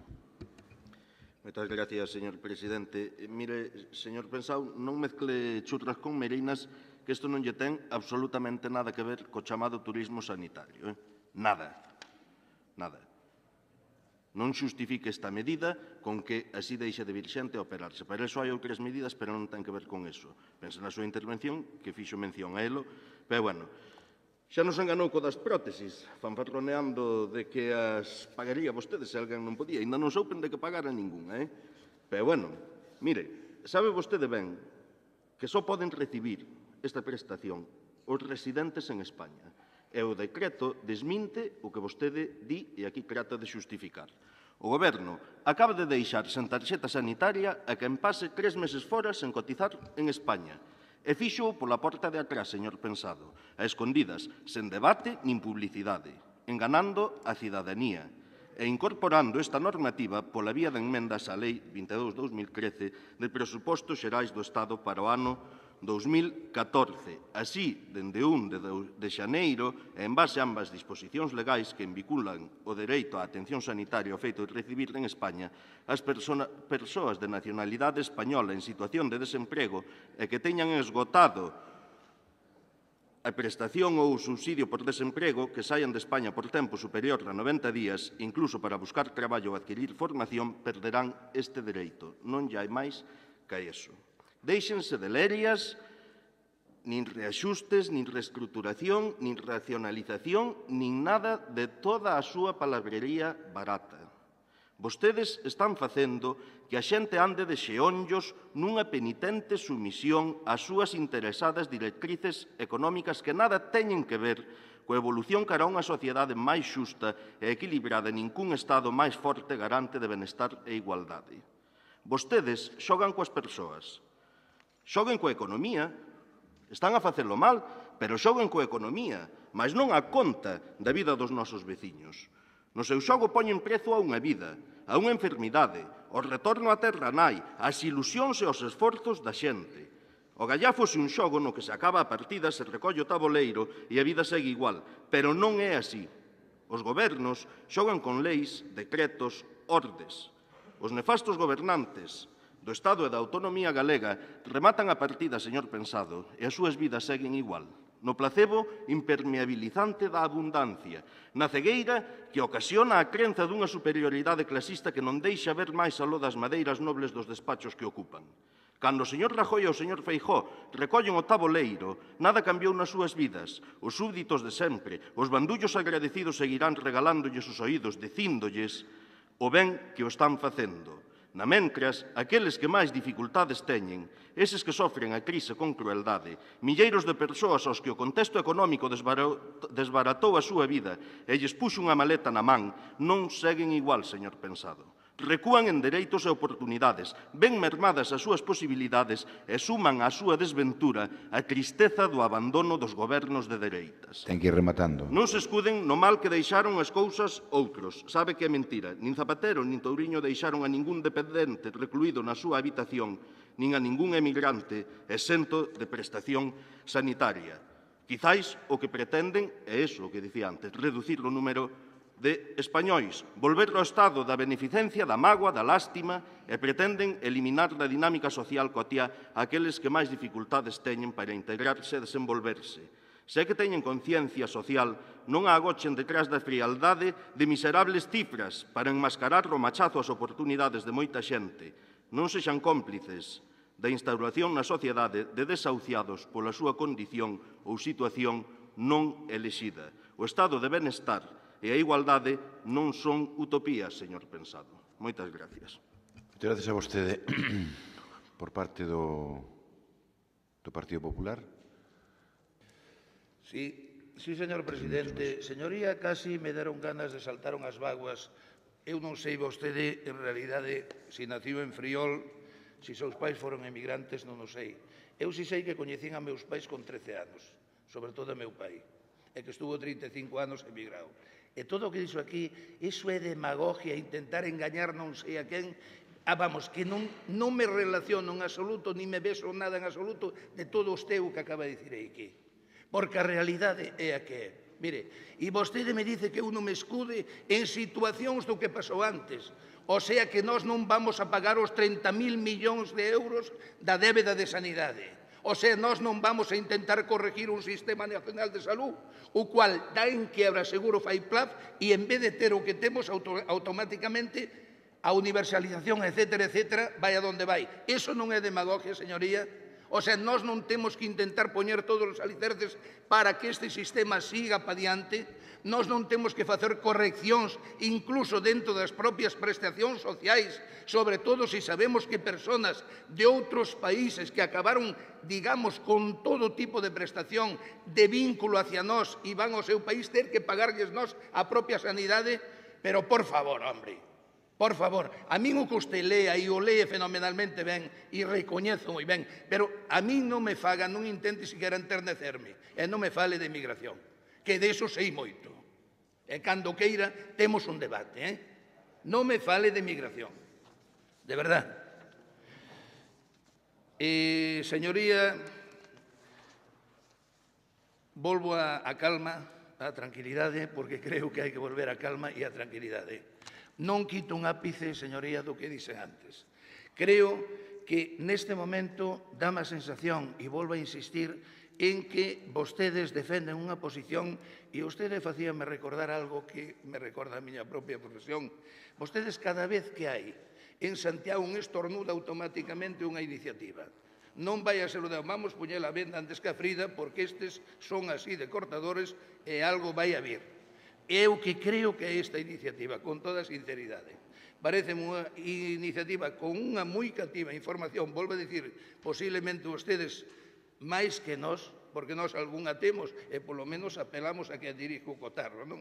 Pero en todo caso, señoría, eu polo que sei hasta ahora, creo que non só o servicio do 065 vai a mellorar, creo que non só vai a mellorar, senón que o único que se fai despois de todo non é ni máis ni menos que despois de pasar os 5 anos que se estaba, oiga, pois unha serie de estudios e quixera dicir, bueno, actuacións puntuais, sí, vamos a cubrirlas inmediatamente en persoas de media.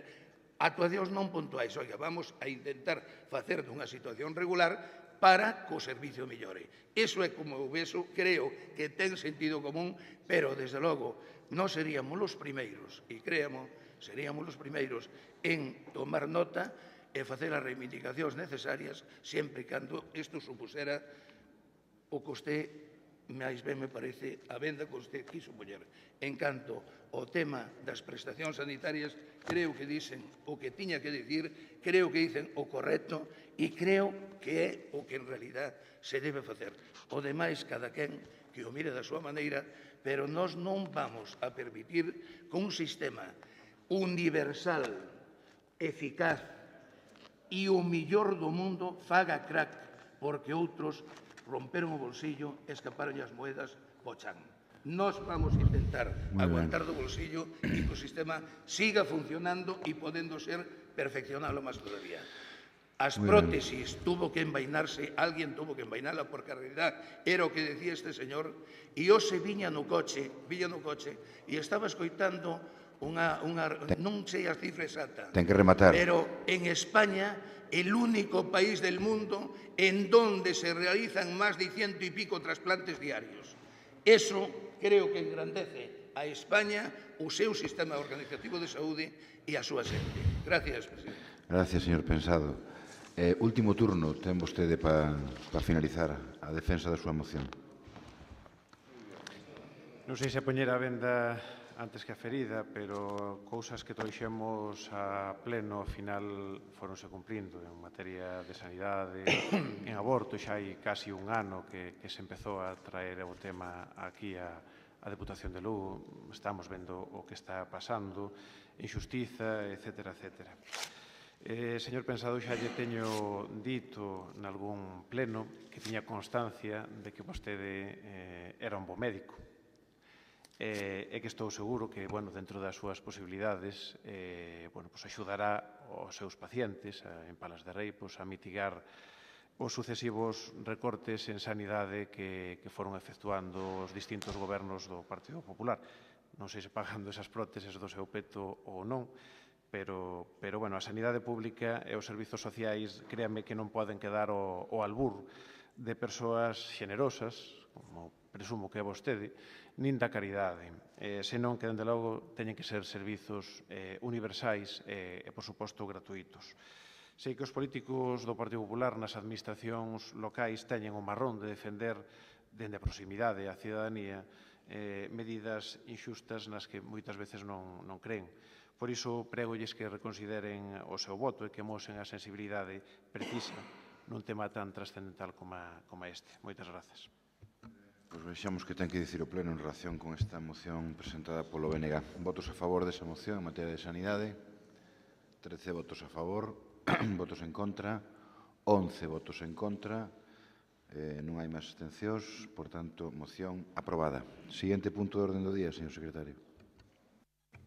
Asunto número 7, moción do Grupo Provincial Popular relativa á implicación da Xunta de Galicia e da Deputación de Lugo e do Concello de Cervantes no custe de conservación das pallozas. Por parte do Partido Popular, doña Elena, 6 minutos, primeiro turno. Sí. En primeiro lugar, facer unha puntualización. Esta iniciativa rexistrouse un luns previo a unha reunión a tres bandas entre a Xunta de Galicia, Deputación Provincial de Lugo e Concello de Cervantes. Inicialmente esta reunión levaba este mesmo propósito, que se poidera chegar a un acordo entre a Deputación Provincial de Lugo, a Xunta de Galicia e o Concello de Cervantes para elaborar con carácter de urxencia unha solución de alcance que resolva o problema do mantemento das pallozas, traballando en dous planos, rehabilitación inmediata dos teitos destas edificacións e o deseño dun plan de futuro que realmente garanta a conservación dos inmobles. Creo que é procedente recordar que estas construcións tradicionais dos Ancares teñen un importantísimo valor cultural e patrimonial que radica tanto na singularidade desta estrutura como tamén na forma de vida e na supervivencia endémica que levan intrínsecas. Forman parte do sentir común dos veciños destas localizacións. Estas edificacións históricas e tradicionais son, dende o punto de vista turístico, un dos principales atractivos da zona, co desenrolo, co empuxe que lle pode dar, por suposto, como atractivo turístico, como decía, a esta zona como un reclamo moi importante.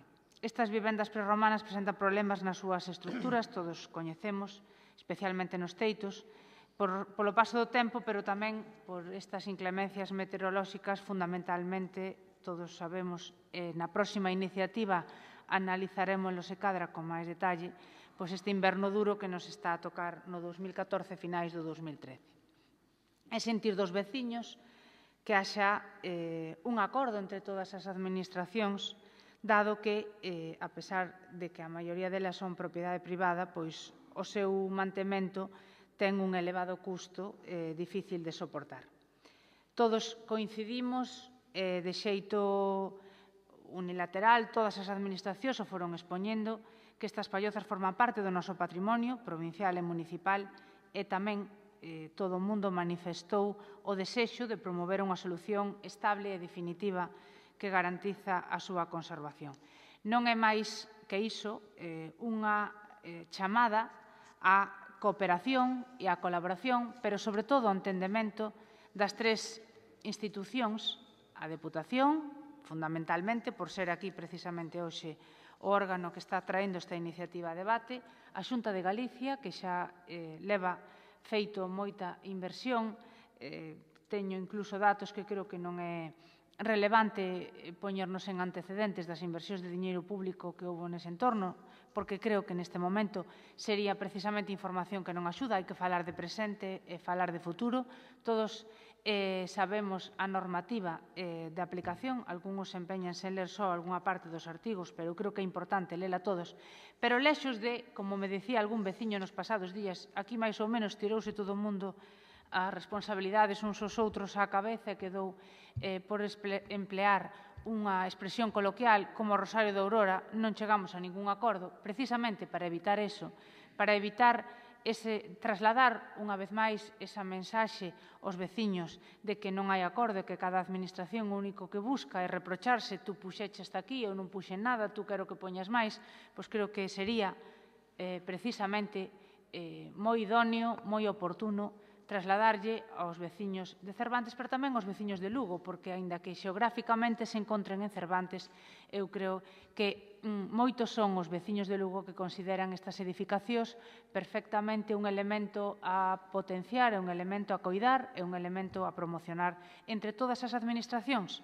Eso seguro, pero a maiores tamén estou convencida que a maioría dos lucenses, por non poñer un ámbito maior, queren que, cando hai un problema, se lles dé unha solución.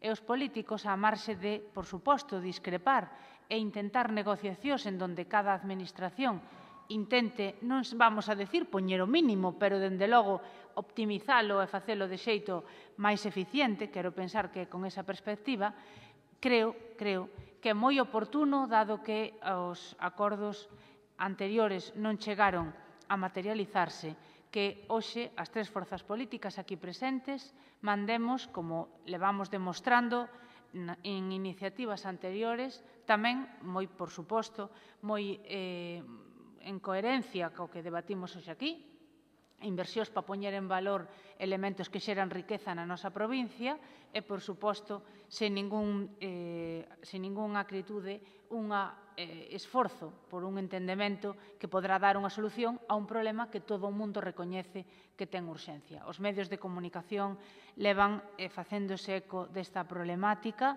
nos últimos días. Vamos a intentar ser constructivos e vamos a intentar ver a parte positiva, moita promoción desa zona tamén.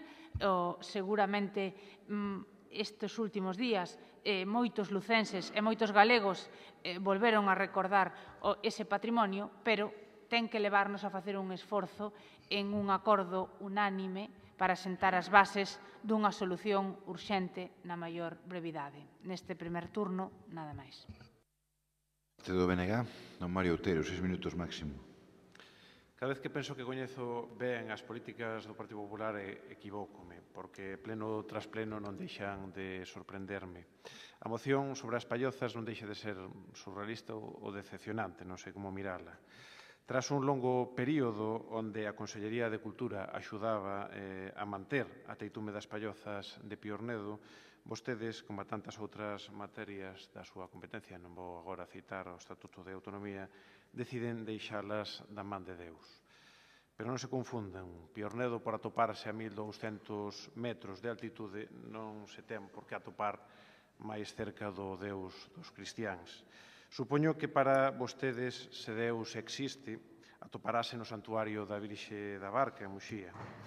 Gustaríame saber que é o que ten que acontecer para que o señor Feijóo se desprace ata Piornedo, ata a parroquia de Donís, en Cervantes, para asegurar con tanta firmeza a súa vontade clara e inequívoca de arranxar as pallozas na maior brevidade posible.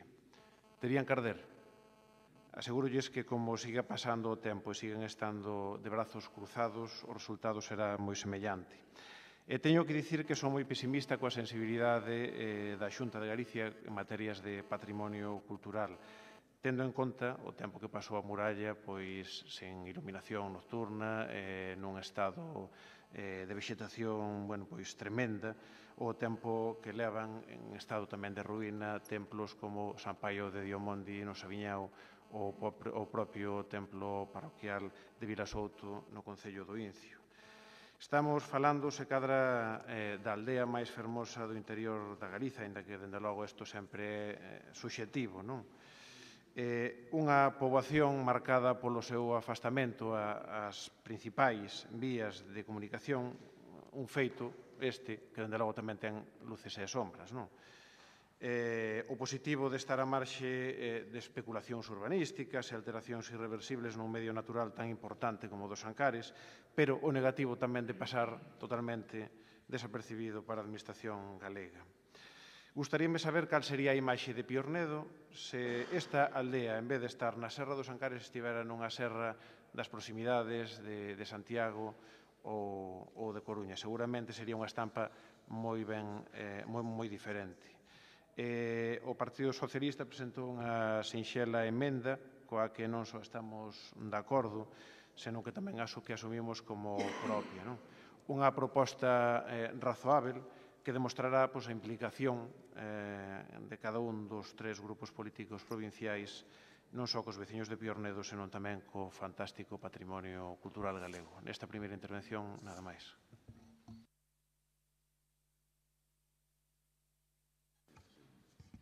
Gracias, presidente. Pois ben, todos concordamos de que estamos a falar de un BIC declarado xa nos anos 90, pero creo que debemos ir máis aló e ver que tamén había un decreto, que é o 2250/1971, do 13 de 8 do 71, que é considerado como paraxe pintoresco e se declara como tal, o cual creo que como tal se debe tratar como un paraxe pintoresco a preservar. A Xunta veu colaborando, falaba a señora Cande de non facer, de non mirar atrás, pero creo que hai que mirar atrás. Moitas veces para saber onde se está hai que botar a vista atrás. E a Xunta veu colaborando co mantemento deste paraxe como é a súa obligación. E veu colaborando tanto o goberno do señor Fraga como o goberno do señor Pérez Touriño. E así o recolle, ademais, a súa obligación, así o recolle o artigo 2, que tampouco non lle gusta facer mención dela, pero non é algo que estemos inventando os socialistas. O artigo 2 da Lei 8/95, a Lei de Patrimonio Cultural de Galicia, recolle que lle corresponde á comunidade autónoma, é dicir, Xunta de Galicia, por se hai algunha dúbida, porque a veces creo que asociamos comunidade autónoma en canto a obligacións á Diputación Provincial de Lugo, e non é así. O vínculo é comunidade autónoma a competencia exclusiva sobre o patrimonio cultural de interese de Galicia. Outra cousa é as posibles colaboracións, cousa que tampouco nunca nos negamos.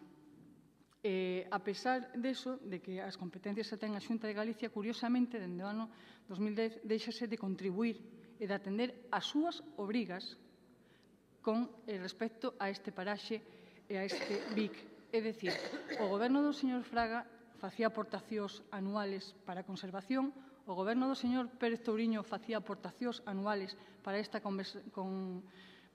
BIC, para a súa conservación, e o goberno do señor Feijóo quitou as axudas para a conservación deste paraje. Esta é unha realidade lle pese a quen lle pese.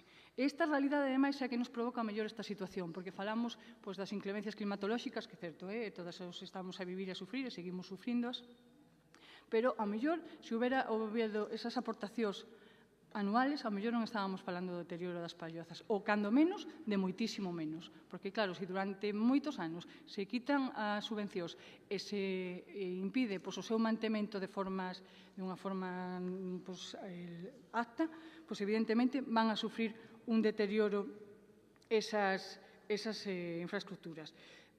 Pero, o que decía, a Diputación Provincial sempre mostrou a súa intención de colaborar e por eso facemos esa proposta desa emenda que xa teñen vostedes no seu poder, pero que lles leo para que vexan que, ademais, o que se trata é de sumar, é unha emenda de engádega que xa non é nin outro punto, simplemente añadir a ese mismo punto xunto coa dotación dos servicios de saneamento e iluminación dos veciños de Piornedo. É dicir, pretendemos que a moción diga o seguinte, que a Diputación de Lugo, a Xunta de Galicia e o Concello de Cervantes elaboren con carácter de urxencia unha solución de alcance que resolva o problema dos mantementos das pallozas traballando en 2 planos, a rehabilitación inmediata dos teitos destas edificacións e o deseño dun plan futuro que realmente garanta a conservación dos inmobles, xunto coa dotación dos servicios de saneamento e iluminación dos veciños de Piornedo, porque estábamos a falar de que o entendíamos como un paraxe e como un paraxe se debe tratar. Non se pode intentar conservar un paraxe, un valor etnográfico que temos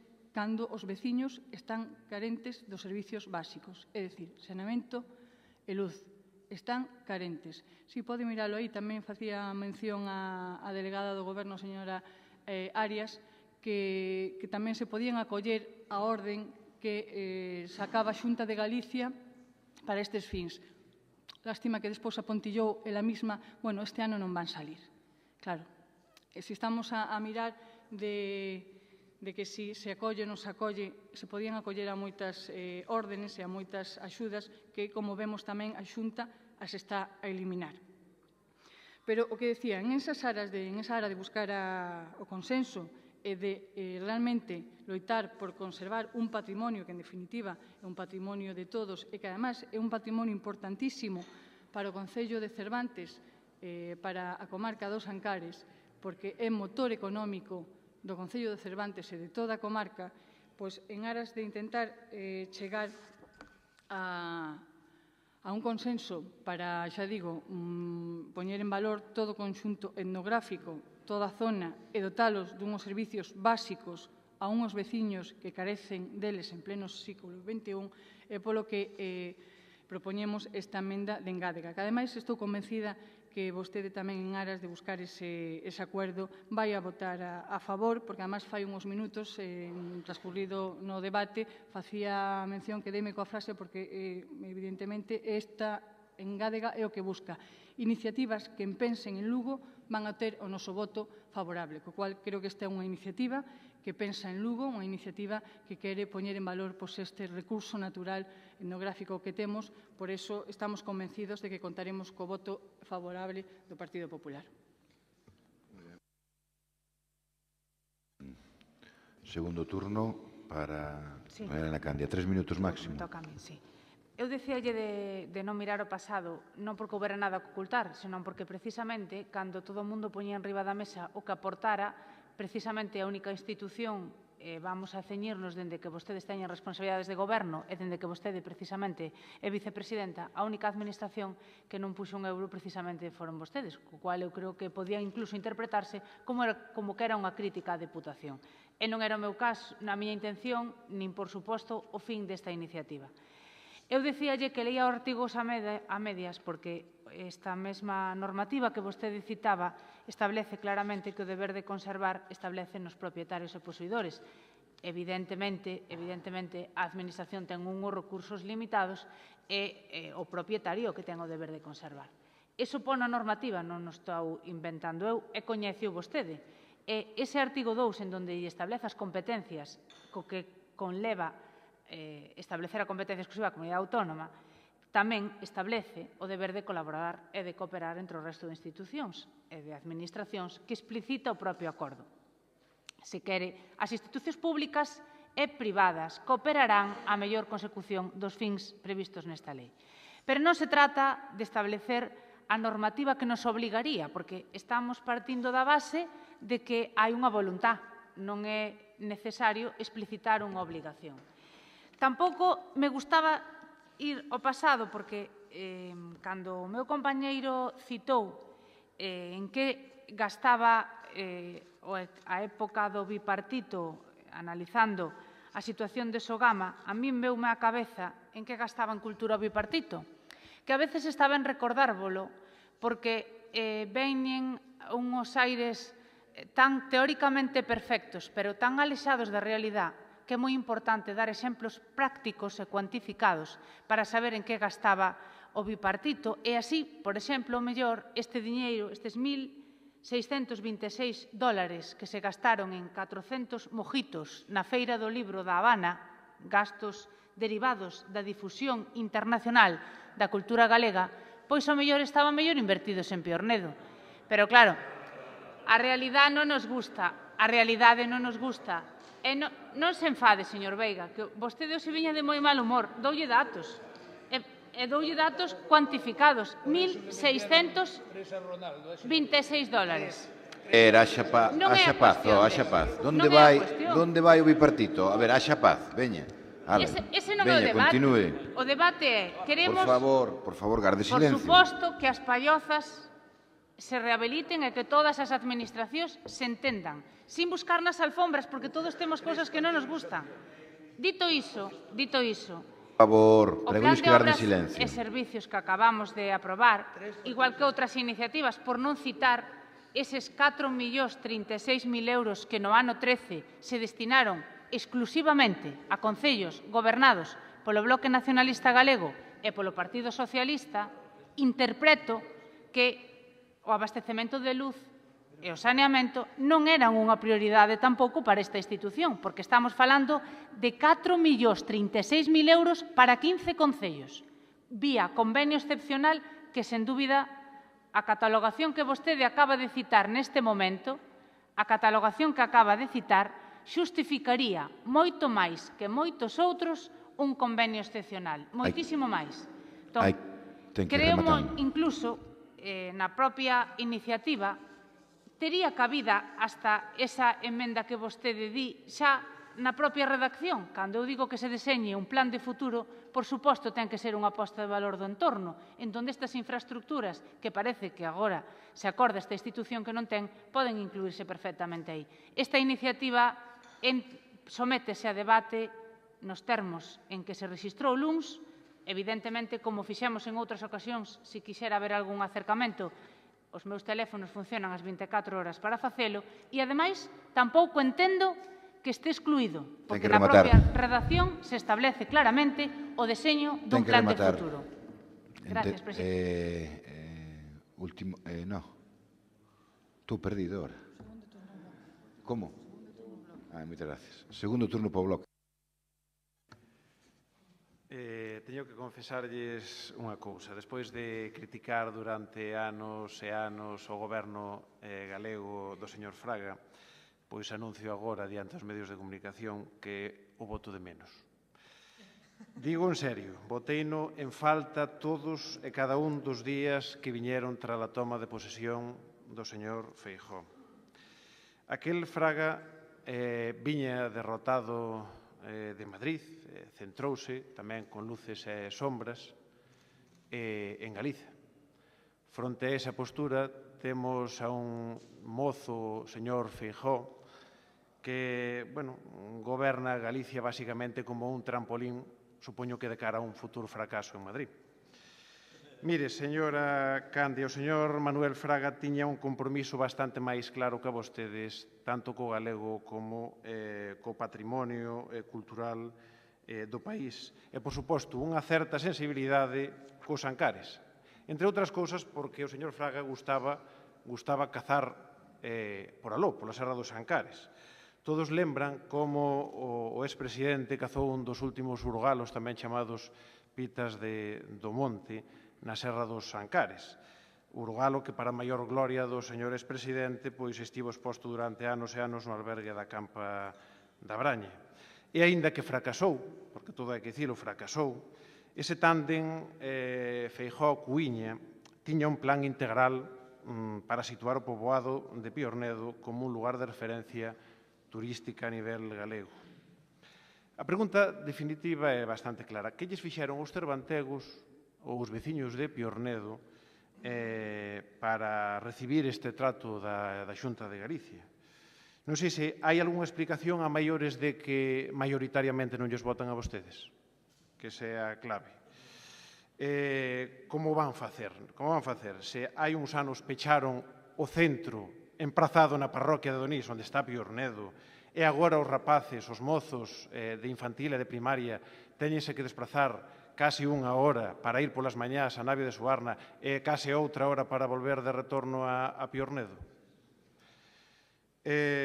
Voulle dicir onde investiu a Consellería de Cultura e outras consellerías da Xunta bipartita, en concreto na parroquia onde está Piornedo. Voulle dicir porque parece que vostede non foi, eu non sei se vostede coñece Piornedo e a contorna. Senón, eu estaría, como a mí e moitos outros compañeros da corporación, dispostos a acompañala e facer unha visita ali, porque eu penso que non se entera de nada. Miren, naqueles 4 anos rehabilitouse a igrexa parroquial, por certo, un dos maiores expoñentes de arquitectura relixiosa da montaña, con os frescos impresionantes nas súas paredes. Fíxose unha rehabilitación moi boa. Aí investiu tamén a Consellería de Cultura en Donís, a parroquia na que pertence, como dixen antes, Piornedo. Tamén se arranxou o Centro Sociocultural de Piornedo, fixéronse traídas de auga, fixéronse arranxos en infraestructuras rurais. Aí investiu o diñeiro a Xunta de Galicia durante a Xunta bipartita. E, por suposto, tamén o Estado da Teitume e das Pallozas, dende logo, estaba noutras condicións que non está agora. Simplemente, lles digo que acepten a emenda do Partido Socialista e teñan en máis consideración a unha montaña lucense que, ten uns habitantes que son tan galegos como os de Compostela ou os da Coruña. Nada máis. Moitas gracias. Ten seguinte turno. Ten vostede 3 minutos. Gracias, presidente. Mire, señora Candia, vostede confunde mirar debaixo da alfombra con competencias e obligacións. A mellor, dentro desa política de pasillos, de alfombras, non sei. Nos falamos de competencias e de obrigacións. E a competencia está clara. Pareceume entender que vai a rechazar a nosa emenda, non? Foi o que dixo. Non, que estaba a favor da proposta, pero non de incluíla en esta... Pois repítanos, así non la aclara. Home, unha vez que estou voluntarioso, eu interpretei que vostede... A ver, non, digo honesto, a ver, non, que vou parar o tempo, un momento, vou parar o tempo. Eu interpretei que aceptaba porque decía que xa aparecía tamén na exposición de motivos. Ve como tamén estou atento. Me pareceu entender, bueno, en todo caso fará no último turno, pero me pareceu entender que aceptaba, por eso eu simplemente... Se yo explico no último turno, logo deixame un minutiño máis. Eu entendín que era así, pero con toda a boa fe o digo. Pode vostede continuar. Retoma o tempo. Pois espero que haya entendido ben o presidente, me equivoco eu, pero a min quedaronme certas dúbidas en ese plantexamento, porque estando a favor desa proposta, parecía que non a querían incluir. Entón, se non a queren incluir, non queren tratar realmente o tema, nin queren ver o conxunto de preservar o valor etnográfico, porque mire unha cousa, señora Candia, para preservar esa riqueza ten que vivir ali a xente. E se carece dos servicios básicos, terá a xente que marchar dali. Co cual, é dicir, é incompatible a preservación dun conxunto etnográfico co despobamento da mesma zona. Co cual, están vostedes pola labor de preservar ese conxunto ou non? Porque senón o mensaxe que creo que lle está a trasladar, a parte de que non están pola labor de preservar, é outro, que todavía tamén, se cabe, é máis duro. É dicir, donde ten as competencias a Xunta de Galicia, oiga, que participemos todas as administracións. Donde ten competencias pois outras administracións que son as administracións locales, bueno, se se dota de servicios ben, se non, non. Esa é a política que está seguindo a Xunta de Galicia, donde ten as competencias propias que outras administracións se falgan cargo do seu financiamento. E mire, eu vou puntualizar outra cousiña máis moi brevemente. A labor da Diputación por preservar o conxunto está posto de manifesto. Ademais, creo que é unha forma máis gráfica de visualizalo é dentro desas reservas de biosfera, dentro dese plan de acción concluído para poñer en valor eses conxuntos, que unha das líneas de actuación é a conservación do patrimonio natural e cultural. Reservas, ademais, onde formamos parte todas as administracións, así como colectivos do entorno que tamén axuda moitísimo en esta labor. Que, ademais, vai a dotalo para os próximos 10 anos de 2 millóns de euros de fondos propios. Eso é comprometerse. Eso é falar de compromiso. Eso é querer preservar. E que tamén lle tendemos a mao a Xunta de Galicia, que xa forma parte tanto do Consello Rector como do órgano de participación, que tamén fai unha aportación para asegurar non só a rehabilitación agora que é necesario, sino o mantemento no futuro. Co cual, non nos veña a dar leccións aquí, señora Candia, de que si queremos ou non colaborar na preservación, porque aos feitos me remito, responda se a Xunta de Galicia só quere que as outras administracións se falgan cargo das súas competencias. O turno, un minuto. Mire, Doña Elena. Déixese de propaganda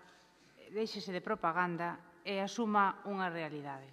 Esta iniciativa trae na pleno o Partido Popular, sin votar ningún tipo de crítica nin eludir responsabilidades, porque a primeira administración a que instamos é a Xunta. Redactada de xeito especialmente, bueno, non sei se o lugar material, pero está non hai un orden. Están absolutamente en igualdade de condicións. E se non cambio o orden, que aí sí que non me importa cambiarlo.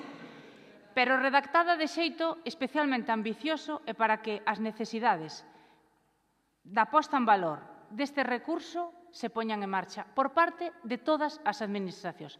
Alto e claro, se a vostedes tiñan outro plantexamento, tiveron tempo suficiente para traer iniciativas a esta corporación.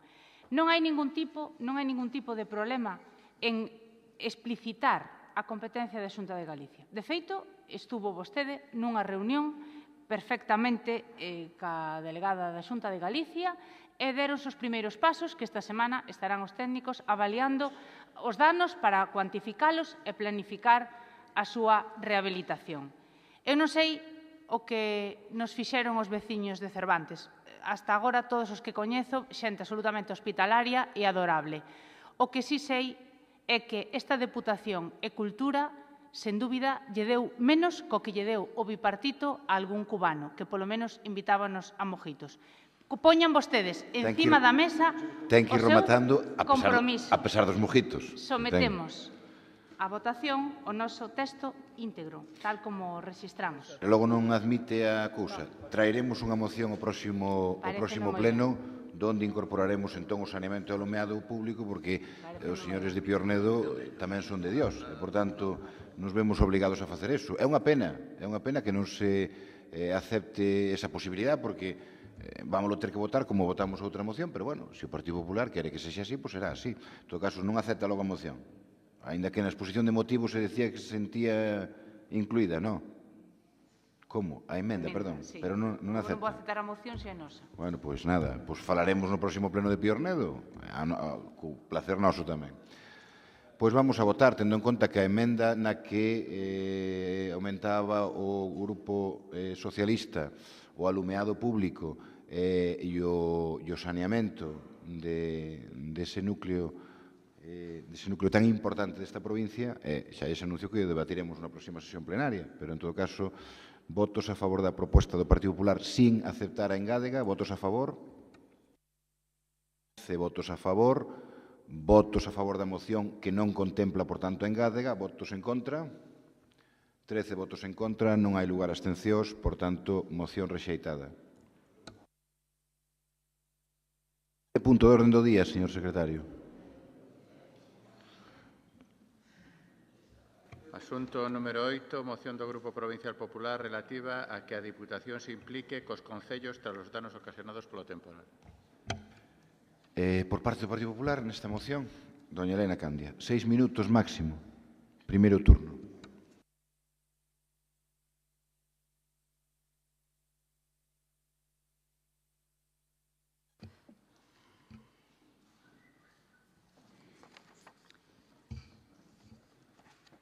Esta iniciativa só leva un obxectivo, que é a implicación desta institución cos concellos da nosa provincia tras os danos ocasionados polos sucesivos temporais que, de forma bastante importante, afectaron a nosa provincia. Foron unha sucesión de cicloxénesis que durante os 2 últimos meses deixaron centos de incidencias e danos ao seu paso, cunha especial repercusión, sobre todo, nos lugares costeiros e especialmente na comarca da Mariña, aínda que hai outras zonas da provincia que presentan danos moi cuantiosos e moi importantes. Os prexuicios que xeraron estas inclemencias meteorolóxicas afectan tanto as infraestructuras privadas como públicas, perxudicando as distintas administracións, a estatal, autonómica, a provincial e a local. A reparación dos danos ocasionados require unha responsabilidade institucional e de cooperación entre as administracións. Os municipios víronse abogados a realizar diferentes acometidos de limpeza e reparación, inclusive en estradas que non son da súa titularidade, e así moitos concellos tiveron que facer fronte para dar unha resposta áxil aos seus veciños a limpeza de estradas de titularidade provincial, o que leva un engadido de esforzo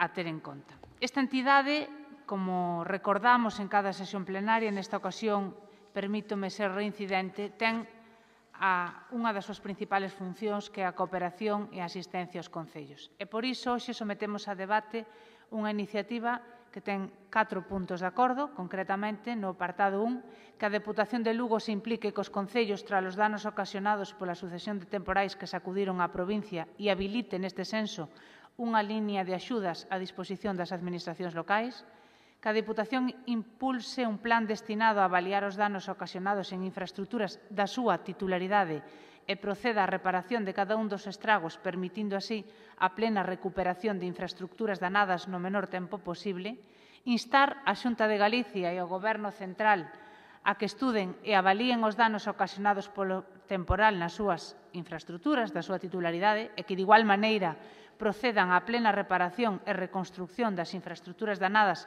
no menor tempo posible e que se manteña activo o dispositivo de emerxencia de persistir as condicións climatolóxicas adversas ou risco de novas alertas. Hai avances xa feitos por outras administracións, concretamente no Boletín Oficial do Estado, a Administración do Goberno Central xa publicaba unha liña de axudas e non creo que seña necesario reincidir dado que é público e notorio os danos que presentou a nosa provincia, si unha matización importante no plano de competencias, porque é probable que se ciñan aí. Non estamos a falar da competencia en emerxencias, creo que quedou fundamentalmente exposto na exposición de motivos, pero aínda así paréceme moi importante reincidir desto. Non se trata de colaborar na xestión das emerxencias, así o están facendo os GES e os parques comarcais de bomberos, senón unha petición clara, colaborar na reparación dos danos que produciron nos espazos de titularidade pública e de titularidade municipal. Apelar á cooperación, asistencia e auxilio aos concellos máis pequenos, que é a razón última desta institución. Neste primer turno, nada máis. Pola parte do BNG, don Mario Outeiro. Dicía yo nun pleno de inicios de 2013 nunha moción tamén semellante presentada polo Partido Popular. Cando as cousas son claras, dende logo non fan falla intervencións longas e supoño que non terei que usar o segunda quenda de intervencións. A verdade é que teñen vostedes a gran teima de facer do Goberno das galegas e dos galegos unha administración baleira de contidos, pero que sirva, como dicía antes tamén, de trampolín para que alguén sacaden o Goberno do Estado ou outros satisfagan os seus egos nunha entidade supramunicipal. Por outra banda, néganse a aumentar o teito competencial galego, así como a conquerir o ansiado Estatuto de Nación que Galiza precisa, pero, por outra banda, intentan pasar as competencias da Xunta de Galicia ás administracións locais, sexan deputacións ou concellos. Facíano hai moi poucos minutos co tema das pallozas de Piornedo. Dicía vostede que, bueno, de que sabía por onde lle íbamos a atacar, porque, efectivamente, hai unha cousa clara, e, dende logo, non lle vou dar a vostede leccións de dereito, darlle leccións a unha licenciada, como é vostede, pero, bueno, penso que hai que subliñalo nesta e en cantas mocións fagan falta, quer dicir, as competencias en situacións de urxencia e necesidade, como vostede cita, son da Xunta de Galicia, quer dicir, e ademais é que establece sempre que superen os medios de resposta que dispoñen os concellos. Hai un ano, poñelle un exemplo, e era que en xaneiro, no Día de Reis de 2011, a ponte de Vilanova, unha ponte de competencia municipal, unha ponte que está situada ali na parroquia de Marei, no concello do Corgo, derrubábase tamén por mor dunha cicloxénese. Tamén lle explicaba fai un ano que xusto na mesma vacía que esa ponte, en outras dúas de competencia da Deputación, como a de Franqueán ou a ponte de Neira, por certo, a ponte de Neira é unha ponte, falando de patrimonio, unha ponte moi interesante, medieval, do século XIII. O resultado foi que naquel entón a Deputación, da cal era a competencia esas dúas pontes, arranxou os desperfectos graves en poucos meses. O que pasou coa ponte de Vilanova, competencia do Concello, foi que, bueno, pese a axuda de dúas consellerías da Xunta de Galicia a través da SEPI, tardou 2 anos en volver a poñerse en funcionamento. Un acontecemento que vostedes seguirían polos medios de comunicación e, dende logo, un acontecemento que supuxo unha grande vergoña non só para os habitantes do Concello de Corgo, senón para todos os lucenses e todos os galegos, por causa dunha nefasta xestión de 2 gobernos do Partido Popular. Non teña ninguna dúbida de que a Deputación de Lugo reparará os estragos ocasionados polas distintas cicloxénesis aos que se viu sacudida a provincia de Lugo, nas estradas da súa titularidade, como fixo en anteriores ocasións. E o que teño dúbidas, dende logo, é que outras administracións, insisto, non a Deputación de Lugo, fagan o mesmo coas estradas da súa titularidade. Moitas gracias. Ben, Partido Socialista. Primeiro turno, 6 minutos máximo. Gracias, señor presidente. A verdad é que antes o portavoz do Bloque falaba de que a moción anterior era surrealista e decepcionante. É verdade que esta é unha moción espuria. O sea, non ten sentido ningún dentro desas mocións que presenta o Partido Popular, que parece ser que nesta provincia non hai problema de ningún tipo, e inventa unha moción que presentou xa en anos anteriores cada vez que chove 4 días, obviando as responsabilidades, como xa puxo a venda antes da ferida a portavoz do Partido Popular. O sea, que ten claro o que hai e o que existe. Mire, aquí usted, obviamente, aparte de mezclar churras con merinas, como fai, apelar a responsabilidades, aquí xa temos responsabilidade. Aquí xa respondemos do que temos que facer claramente. Non ten usted que apelar a nadie. O que me gustaría a min é que me explicara que estradas de titularidade provincial arreglaron os ayuntamientos, porque eu non teño constancia de ninguna. Se usted atén, dígamo, e os nosos capataces, eu teño aquí que felicitar os capataces da Diputación que estuveron todos os días nas carreteras. Hai información puntual de como están as carreteras, pero parece ser que leva chovendo desde o mes de outubro e hai unha ciclogénesis explosiva continua que afecta non só as carreteras da Diputación, sino tamén as da Xunta de Galicia e a Fomento. Eso é a realidade. Ahora, se é así, ou ustedes están unha vez máis repetindo unha mentira, a ver se a xente traga, que é a política que fan ustedes últimamente. Xa dixo máis veces, minte Rajoy, minte Feijóo, minte Rueda, minte o señor Balseiro, e minten ustedes últimamente, hasta minten os alcaldes. Algúns alcaldes tamén minten, Pero, bueno, que lle vamos a facer? Mire, isto, primeiro, non vale absolutamente para nada. A mí parece ben que se centren nas carreteras, que temos 4.000 e pico de kilómetros de carreteras con problemas. Despois xa explicarei, porque temos 5 ou 6 rogos, 16 preguntas sobre as carreteras. Alégrome que a única preocupación de ustedes sean as carreteras. Pero, mire, o que nos piden aquí, que a Diputación Provincial se implique cos concellos trasladados ocasionados por solución de temporais. Isto, lle guste ou non lle guste, son competencias da Xunta. Son competencias da Xunta. Desde que chegaron ustedes, é certo que unha vez máis tratan de trasladarlle, como vimos hoxe en todas as mocións, as súas competencias sin cartos á Diputación. Ustedes teñen as competencias e os cartos que os poña a Diputación Provincial en todo, absolutamente en todo. É donde non os concellos, como lle dixen antes, donde os concellos, a Xunta de Galicia asfixia, parasita os concellos, chupándolle a sangre e pagando, facéndolle pagar os servicios que son competencia da Xunta. Mire, a diferencia entre ustedes, que non lle gusta que sepa, e a noso, é a seguinte. Cando no ano 2009 hubo unha ciclogénesis explosiva parecida a esta, ou incluso peor, ou mellor, non me acordo, resulta que a Xunta de Galicia do bipartito, en Cultura, Política Territorial e a Consellería de Presidencia sacaron axudas directas aos concellos para pagar os daños en cada un deles. A de Cultura, orden do 2 de febreiro de 2009 pola que se regula a concesión de axudas a concellos de Galicia, para compensar os danos sufridos en instalacións deportivas de titularidade pública polos efectos do temporal acaecido en Galicia. Resulta que daquela, parece ser que o temporal era competencia da Xunta. Este temporal debe de ser competencia de San Pascual Bailón, que pasaba por aquí. Porque... Hombre, hai que ter unha jeta e unha cara para vir con estas cosas e con estas mocións, desde logo, eu creo que bastante dura. Non me extraña que o señor Veiga se bota má a cara. Política territorial. Orden do 2 de febreiro de 2009, pola que se desenvolven medidas urxentes previstas no decreto 13/2009 que ustedes non derogaron para a reparación dos daños que causados polo temporal acaecido en Galicia os días 23 e 24 de xaneiro afectasen a rede de estradas locais e os seus elementos funcionais e auxiliares de titularidade pública para todos os concellos de Galicia. Consellería de Presidencia, orde do 2 de febreiro de 2009, no que se establecen as bases reguladoras e se convoca a concesión de axudas destinadas a sufragar os gastos extraordinarios en que incorrisen as entidades locais como consecuencia directa do temporal acaecido en Galicia. Esta é a diferencia.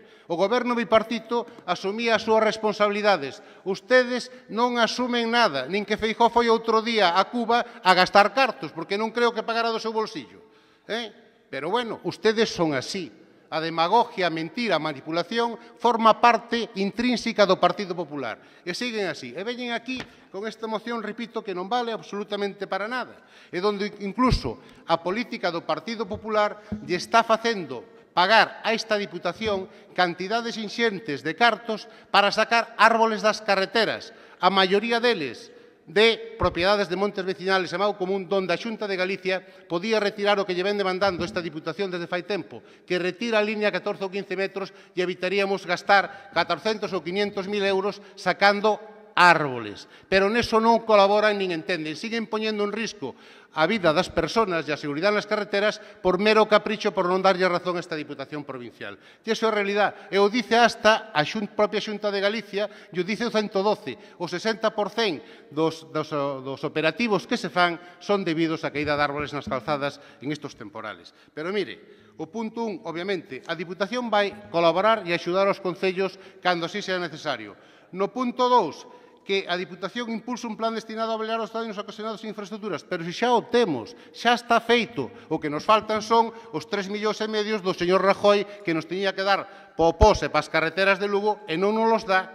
Pero eso xa o temos feito, non se preocupe. Se quere unha copia, podemos xa deixar no pasillo ou xa pide darlla, como queira. Ten que ir O rematando. punto 3, estúen e evalúen a Xunta e o Goberno Central. Pois eu creo que xa o fixeron. Eu vin aquí a un tal Agustín, que debe ser conselleiro de algo, que dice que tiñen evaluado xa as súas carreteras. Que ten a Diputación que dicirlle que evalúen? Pero é que usted non se entera. Ni lee as notas de prensa que lle pasa ao seu partido, me imagino. É que teñamos as administracións, polo que respecta a Diputación, temos activo o dispositivo de emergencia, xa lle explicamos, 365 días, 24 horas. E cando houve estes temporales, incluso duplicamos os efectivos, como pudo ler na prensa xa calé, en zonas como a Mariña ou a Montaña, para actuar rapidamente e abrir e evitar peligros á seguridade das persoas. E en menos de 24 horas, tanto no temporal de neve como no temporal de vento, estuveron as carreteras da Diputación Provincial operativas. Esa é a realidade e o demais son tiros ao aire. Moi ben. Segundo turno para o Partido Popular, 3 minutos máximo. Mire, cando antes lle comentaba ao presidente e á vicepresidenta que non me escoitaran, era porque ela falaba moito máis baixo que vostede, el porque estaba mirando un aparato do ordenador. Pero, sen dúbida, non era porque eu escoitara mal. E si lle pido que na segunda intervención si pode modere un pouco o tono, porque me levantou dolor de cabeza. Mire, eu realmente escoito con moita atención. Doña Elena, non hai digo yo de verdade. A ver, un momento, por favor. De verdade. Non hai cousa que lle este ben. Que si eu miro, que si miro o papel, que si non miro o papel. A ver, vamos, tampouco o volumen non foi tan desproporcionado como para que fora así. Veña, continúe. Eu escoito sempre con moita atención, con moitísima atención, porque realmente na súa exposición estudio en cada pleno. Salgo desta sala pensando realmente que trauma tuvo que sufrir vostede aquí nesta institución para reaccionar en cada pleno como reacciona. Realmente usted está moi traumatizado, aínda que se trate de áreas do seu goberno. É imposible que vostede sexa capaz de contestar ou de debatir cunha mínima coherencia no comportamento.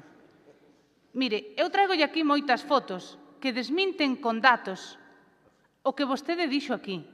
Vostede ten unha área moi importante nesta institución e, desgraciadamente, pois temos que traer asuntos que lle incumben. Asuntos que ten desatendido porque vostede mesmo dice que lle dedica 2 días á semana. E temos a principal rede de carreteras nesta provincia. Entón, a marxen dese insulto que cariñosamente me está dedicando, teño que recordarlle que a institución provincial ten as carreteras abandonadas. Voulle enseñar unhas fotos cando consiga recuperar a súa atención. Esta carretera lévalle con esta barrincada preto dun ano. Cando vostede empezou a falar, dixo que o Partido Popular traía unha iniciativa parecida cando caía 4 gotas. E cando levaba 3 minutos falando, dixo que este ano levaba chovendo desde outubro e houbera unha cicloxénesis continuada. Non sei cal foi a realidade. Dende logo, 4 gotas non caeron. Pero o que sí é certo é que as institucións deben de cooperar e colaborar. E teñen agora un exemplo, xa que deixaron, pois, en evidencia Cervantes, votando no a nosa iniciativa, de moi difícil xustificar esa negativa, pois agora, se quere, votamos por puntos. E se quere, engádelle algo cando se dirixe á Xunta. Ten Algo que así como rematar. vostede se expresa, non? Que leve o seu matiz.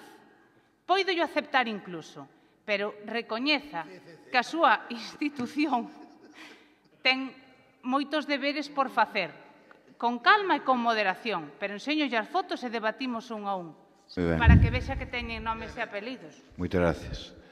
Segundo turno para o BNG, rexeita. Señor Martínez, o seu turno. No, vamos a ver, a categoría da persona que está enfrente queda reflejada cando utiliza un tema personal, que falamos personalmente como tema político, pero, bueno, a categoría que ten xa acabamos de ver. Mire, o récord de insultos ten o señor Pensado políticamente. Usted pode seguir, que non creo que lle dé pasado no ranking, porque outro día luciuse. Pero, bueno, acepteinos religiosamente dentro do debate político, pero que non está a súa altura. Que lle vamos a facer? Nin eso. É que non sabe nin insultar. Que lle vamos a facer? Mire, só as súas peticións son órdenes para min. Vou tratar de falar calmado, tranquilo e relajado. Non quero por nada que teña dolor de cabeza. Nas carreteras non hai barricadas. Hai, en lenguaje coloquial, barroncas ou derrumbes. Barricadas, de momento, ninguna. Bueno, a do señor alcalde de Paradela, que sí que ten unha barricada, pero é dele. Bueno, vamos alá. Ven enseñando fotos, polo que eu puden ver, de un rogo... Non hai turno, No, despois. Dun rogo, ven presentando fotos de un rogo que presentou despois, porque hai, non sei se 14 ou 15 rogos, 16 preguntas, de 14 ou 15 baches das carreteras provinciales que as teñen. Porque, mire, eu vou ler un informe dos que facían ustedes, non dos que facemos nosotros. Carreteras de unha calzada en la Diputación Provincial. Kilómetros. 4.500 kilómetros. Hormigón e aglomerado asfáltico, 61 kilómetros. Hoxe temos máis de 1.000. Datos de ustedes. Tratamiento superficial, 4.130. Isto é bituminoso. Esa é a diferencia.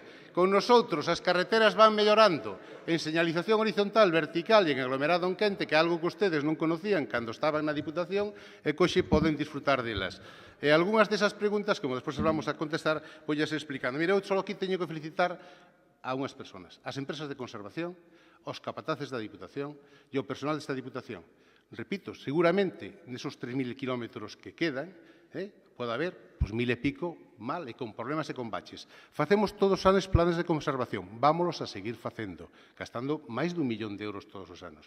Vamos a seguir botando aglomerado en quente. Ora, usted non pretenda que encima de quitarnos os cartos do señor Rajoy e o que dedicábamos, que ustedes tiñan un presuposto de 15 millóns de euros aquí, eso dicen ustedes, pois resulta que nos temos a mitad e non podemos facer o mismo esforzo que facían ustedes, pero non sabemos onde, porque os triples riegos e a calidade das carreteras que ustedes deixaron, en Guinea hoxe fanas moito mellor que facían ustedes daquela. E aparte, para cooperar con ustedes temos un problema, porque despois podenos vir a Xunta de Galicia e abrirnos un expediente, porque isto de traca, por realizar obras consistentes na mellora asfaltado dunha pista preexistente, cunha longitude de 3.200 metros, o movimento de terras é mínimo actuando soamente sobre a explanación da pista que se pretende asfaltar os 3.200 metros. Pois a Xunta de Galicia, Delegación Territorial de Lugo, métenos ou métenlle a quen corresponda unha multa. É que hai que pagar antes do 15 de cada mes. Aquí non multa só a Diputación. Parece ser que a Xunta, por facer melloras en carreteras, pois tamén multa. Manda traca. E encima veñen aquí pedir colaboración cos concellos. E non nos deixan ustedes facer nada. Si seguro que vamos a regar unha pista, arreglar unha carretera da Diputación e volvenos a denunciar. Ou por tirar 4 árboles como lle fan ao alcalde de Piedrafita. Pero ustedes a donde van? Sean coherentes, sean serios, pídalle a Xunta e a Fomento que estas cousas que pide aquí, porque a Diputación, repito, xa as está a facer. Xa temos avaliados danos, xa sabemos o que nos costa e pouco a pouco iremos arreglando e deixando as carreteras como estuveron hasta ahora con unha seguridade vial inmellorable, porque, repito, onde están tendo accidentes, e se fai un reconto pola prensa e polos periódicos, son nas carreteras da Xunta, de accidentes por desgracia mortales. Na Diputación, de momento, con mal estado e sendo unha red secundaria ou terciaria, todavía nos vamos salvando. Algo faremos ben cando esos problemas non os temos. Nada máis e moitas gracias. Último turno para doña Candia, un minuto. Mire, a última xunta de goberno que me deixaron ver, porque agora xa non máis deixan ver, daban conta de precisamente dúas franquicias que tiña que aboar esta institución por dúas sentencias condenatorias. Pero non é o caso. Non falemos de accidentes nin utilicemos víctimas da circulación con este fin.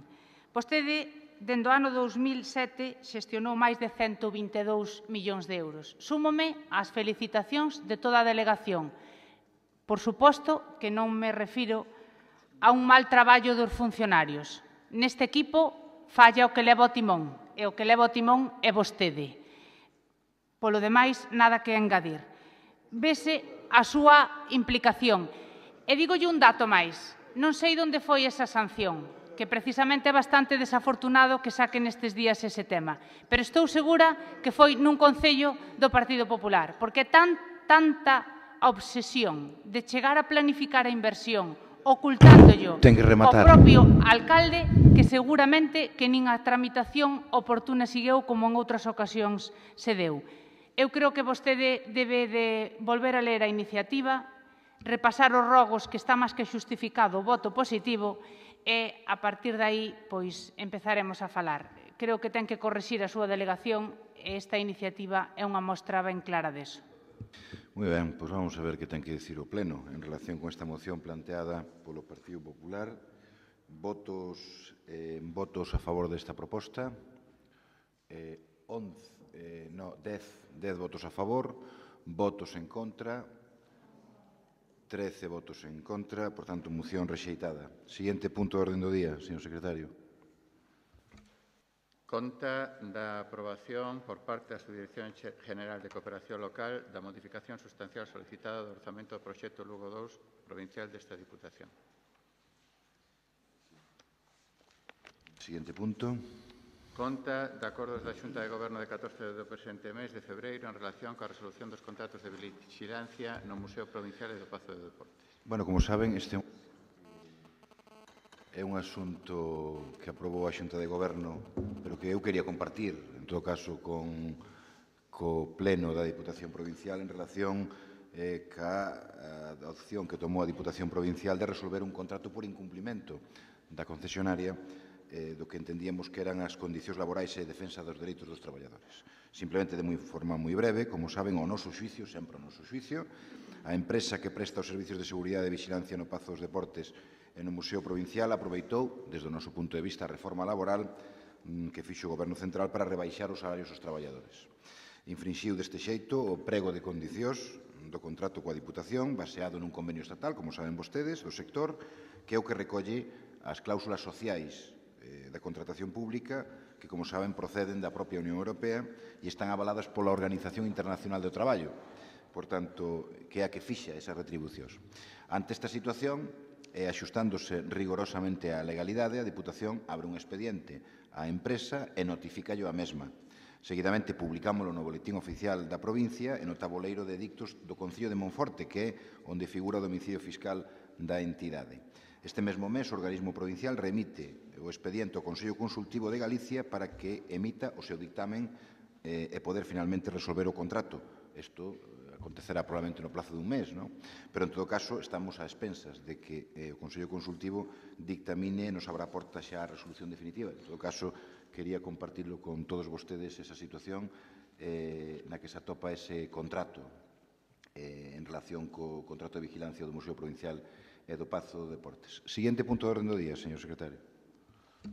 Asunto número 11, conta do informe de avaliación do cumprimento de obxectivos que contempla a Lei 2/2012 de Estabilidade Orzamentaria e Sostenibilidade Financiera 31 de decembro de 2013.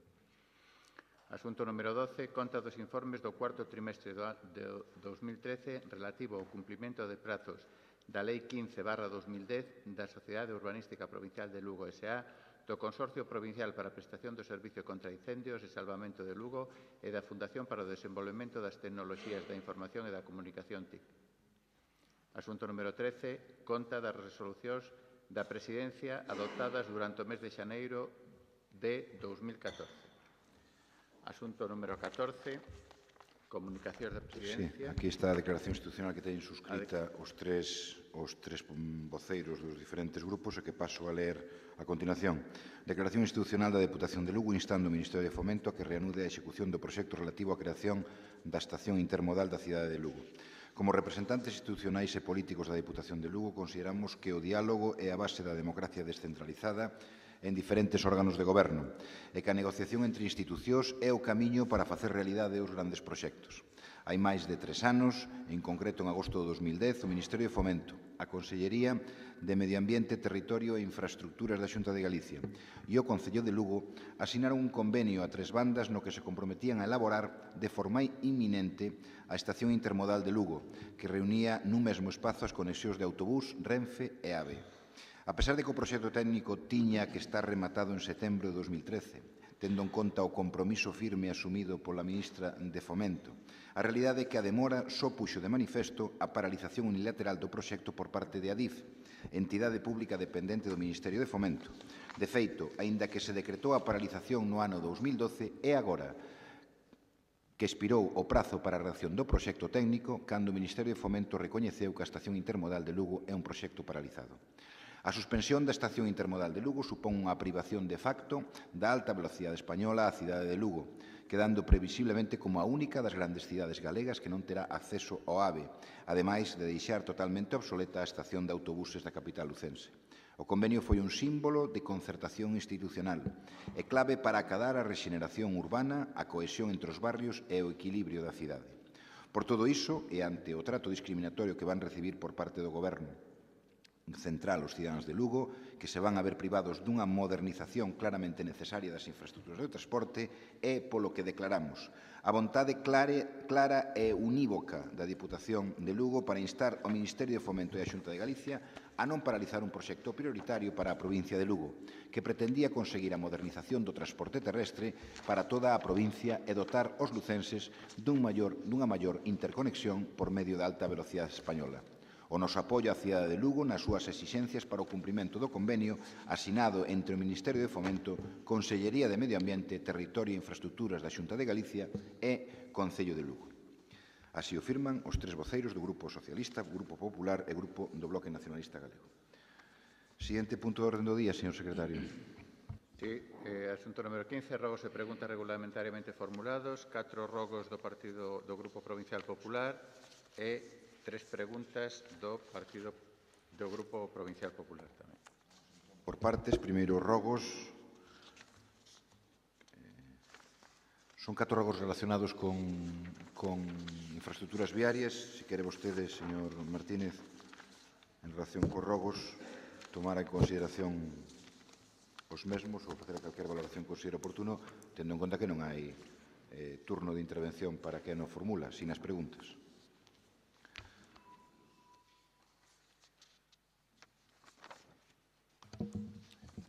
Non sei a orden dos rogos, nosotros non temos inconveniente ningún estudiar cada un dos rogos, vamos a estudiar e mirar. O que sí está claro que isto é unha mostra clara de que na Diputación e no Servicio de Vías e Obras, a parte dos traballadores e o personal, tamén o que a dirige o borda, porque resulta que despois de estos temporales, é traer tantas fotos, resulta que só nos trae 4. Mire, voulle contestar polo tema de Paradela, que é o que en estes momentos é o máis complicado. Como xa dixemos nosotros aquí, hai un derrumbe ou unha barricada, como dice usted, que realmente é unha barricada, aí está ben definido, na carretera, no punto kilométrico 0,190. É certo que os datos que usted pon no rogo non son correctos nin certos, non sei quen os deu, están equivocados, e calculamos que hai 1.600.000 metros cúbicos que impiden a total circulación pola calzada. Esta é unha mostra, como as outros 4 rogos, das carreteras que facían ustedes, porque esta carretera fixeron ustedes, gastaron 1.400.000 euros e leva desde o ano 2001 caéndose constantemente, que, por certo, a carretera sigue sendo súa. No obstante, digo yo para que sepa, Por favor, que non hai intervención neste punto. Si volvemos á información do Ministerio de Fomento desta casa, no ano 2000 tiñamos en Paradela 55,10 kilómetros, e no ano 2014 temos 55,10. Usted foi diputado, foi alcalde moitos anos, non sei o que arreglou co anterior portavoz da Diputación, pero, desde logo, esa carretera no inventario da Diputación non existe, co cual é súa. Aí debe de haber un camín, é como comprar... Non, a mí dame igual. Nosotros, se usted non lo pide, vamos a estar dispostos a colaborar con usted e sacarlle, como xa sacamos outras veces, ante a súa negligencia e ineptitud e posta en peligro da seguridade dos ciudadanos, pois faremos e sacaremos esa barricada. Porque, repito, a carretera é súa e nosotros non a temos. Bueno, yo si non le gusta lo que les digo, es así. Claro. Vaya rematando. Traspasar, ustedes siguen con la política de traspasar competencias a otras administraciones y, desde luego, nosotros las justas. Cooperamos e colaboramos e vamos ya a arreglar sin problema. Polo que respecta a pregunta sobre a estrada de Pol, ojalá tuviéramos todas as carreteras provinciales, esos 3.000 e pico que nos faltan por aglomerar, na situación desta. Non hai problema ningún, nin hai nada do que usted dice aquí, está en perfecto funcionamento, ten algún bache que subsanaremos no plan de conservación deste ano. Polo que respecta ao convento dos Picos e de Mondoñedo, esa carretera, no lugar que dice usted, as barricadas, seguímolas sacando puntualmente cando ocurren, e en este momento está a carretera co mismo ancho que ten toda a carretera, desde abaixo hasta arriba, co cual a circulación está perfecta, non hai peligro ningún para os usuarios e poden a seguir utilizando. E se se volve a deslizar, porque se lles deslizan as carreteras que fixeron no ano 2000, imagínense o que pasará con esta, que foi anterior.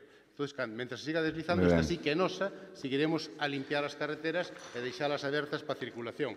E polo que respecta ao robo de Fonquente a Noceda, xa cando usted presentou a pregunta xa estaba retirada, co cual algunha información lle fallou e non o sabe. E estas son as deficiencias que presentan as carreteras da Diputación. Pero, se quere, como usted eu tamén lle podo pasar máis fotos porque son máis. Pero estamos a reparalas e a arreglalas puntualmente en función da súa peligrosidade. Acéptase, por tanto, os rogos que as consideracións que fixo neste pleno o diputado de Infraestructuras. E pasamos á parte de preguntas. 3 preguntas que hai. Pode formular a primeira, que, como saben, quedaba pendiente do pleno anterior. Xa pode utilizar o seu primeiro turno, se quere. Vostede ten copias, leva con ela un tempo. Non, escoito a... Moi ben. ¿Se mantienen las dos preguntas o...? No, estamos ca primeira ainda. Estamos ca primeira, que era unha pendiente, recordarán vostedes, que tiñamos do pleno pasado, en relación con Banco de Alimentos, que vai a contestar agora o vicepresidente. Sí, en relación co Banco de Alimentos, no ano 2011 non tuvo ningunha axuda porque tuvera problemas para xustificar a subvención de 2010, si tuvo consignados 6.550 euros no 2010, 5.000 no 2009 e 9.000 no ano 2008. Finales de 2013, pois estamos en contacto con eles, mirando pois varias liñas de colaboración, tanto coa delegada en Lugo como co presidente a nivel de Galicia. Sí que desde a área de benestar hai unha comunicación fluida con eles, para poderlles atender pois diversas solicitudes que nos presentan, que están facendo un traballo que consideramos moi interesante. Segundo turno. No ano 11, 12 e 13 non tuvo axudas. A seguinte pregunta. A que está registrada con 4.286 en relación con Escairón. Sí, si prevé a Diputación atender a petición do Concello de Sabiñao en corto plazo e actuar sobre a estrada Lugo P4102 que require con urxencia labores de conservación. Sí, pode contestar. Nos como a Xunta, sí, cando se pode. Segundo turno, doña Elena. Quedoume moi claro, sí, cando se poda, gracias. Moi ben.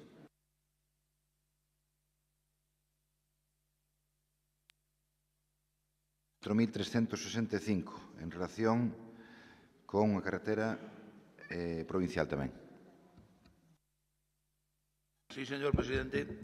O señor Martí conoce o tema, falei con el pola mañán e a pregunté se é coñecedor vostede do risco que para a seguridade dos usuarios implica o estado da estrada Palas de Rei Villamellor de Negrán no punto kilométrico 33.34. Gracias. Pode contestar. Sí, señor presidente. Segundo turno.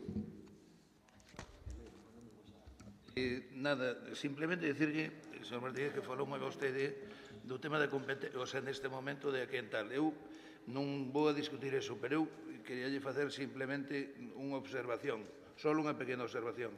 Vostede dixo que nas carreteras da Diputación, dixo aquí fai un pouco, non? Que non houve accidente ningún. A pregunta, o que lle quero dicir é que non busque vostede que sea necesario que pase algo, non, para que suceda o que teña que suceder, e dicirlle pola experiencia que teño que un accidente jamais é medible, pero sí pode ser evitable. Vostedes saben a situación que está iso e creo, non vou a dilucidalo eu aquí, pero creo que o mecanismo competencial non é o que se discute. A carretera é competencia da Diputación, a pesar de que recoñezo, e vostede mo dixo e o beso, pero creo que se debía de arranxar eso e logo pasarlle a factura a quen se supón que sea. Porque, créame, eu non lle minto. E sabe o vostede e a persoa que visila iso ten que sabelo, eso en calquer momento, desde un camión con madeira hasta calquer cousa, hasta un cruce de dous coches, calquera estaríamos falando de outra forma. Se o podemos evitar, eu pídollo en nome de todos os que van pola carretera que o evitemos. Gracias. Segunda contestación, sí. Señor Presidente, nos garantizamos a seguridade das nosas carreteras.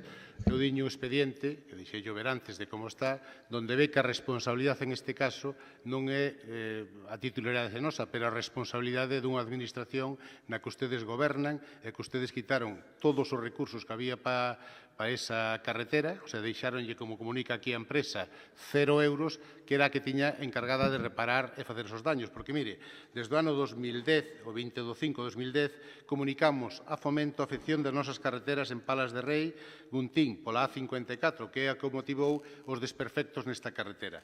Con 18 de 2011 comunicamos a UTE Palas de Rei as actuacións, porque xa, incluso na execución, non estaba señalizada nin feitas as correspondentes actuacións para evitar algún tipo de peligro.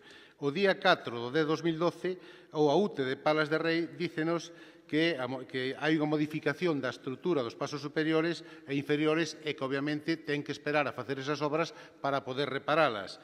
O 11 de 3 de 2013 solicitamos e comunicamos a UTES de Lei a prórroga de 2 anos pos traballos e desvíos, pola paralización dos traballos, pola Dirección Xeral de Carreteras, e que os recursos para esa carretera eran 0 euros, co cual o propio Fomento, quen está aquí incumplindo gravemente, é o Ministerio de Fomento.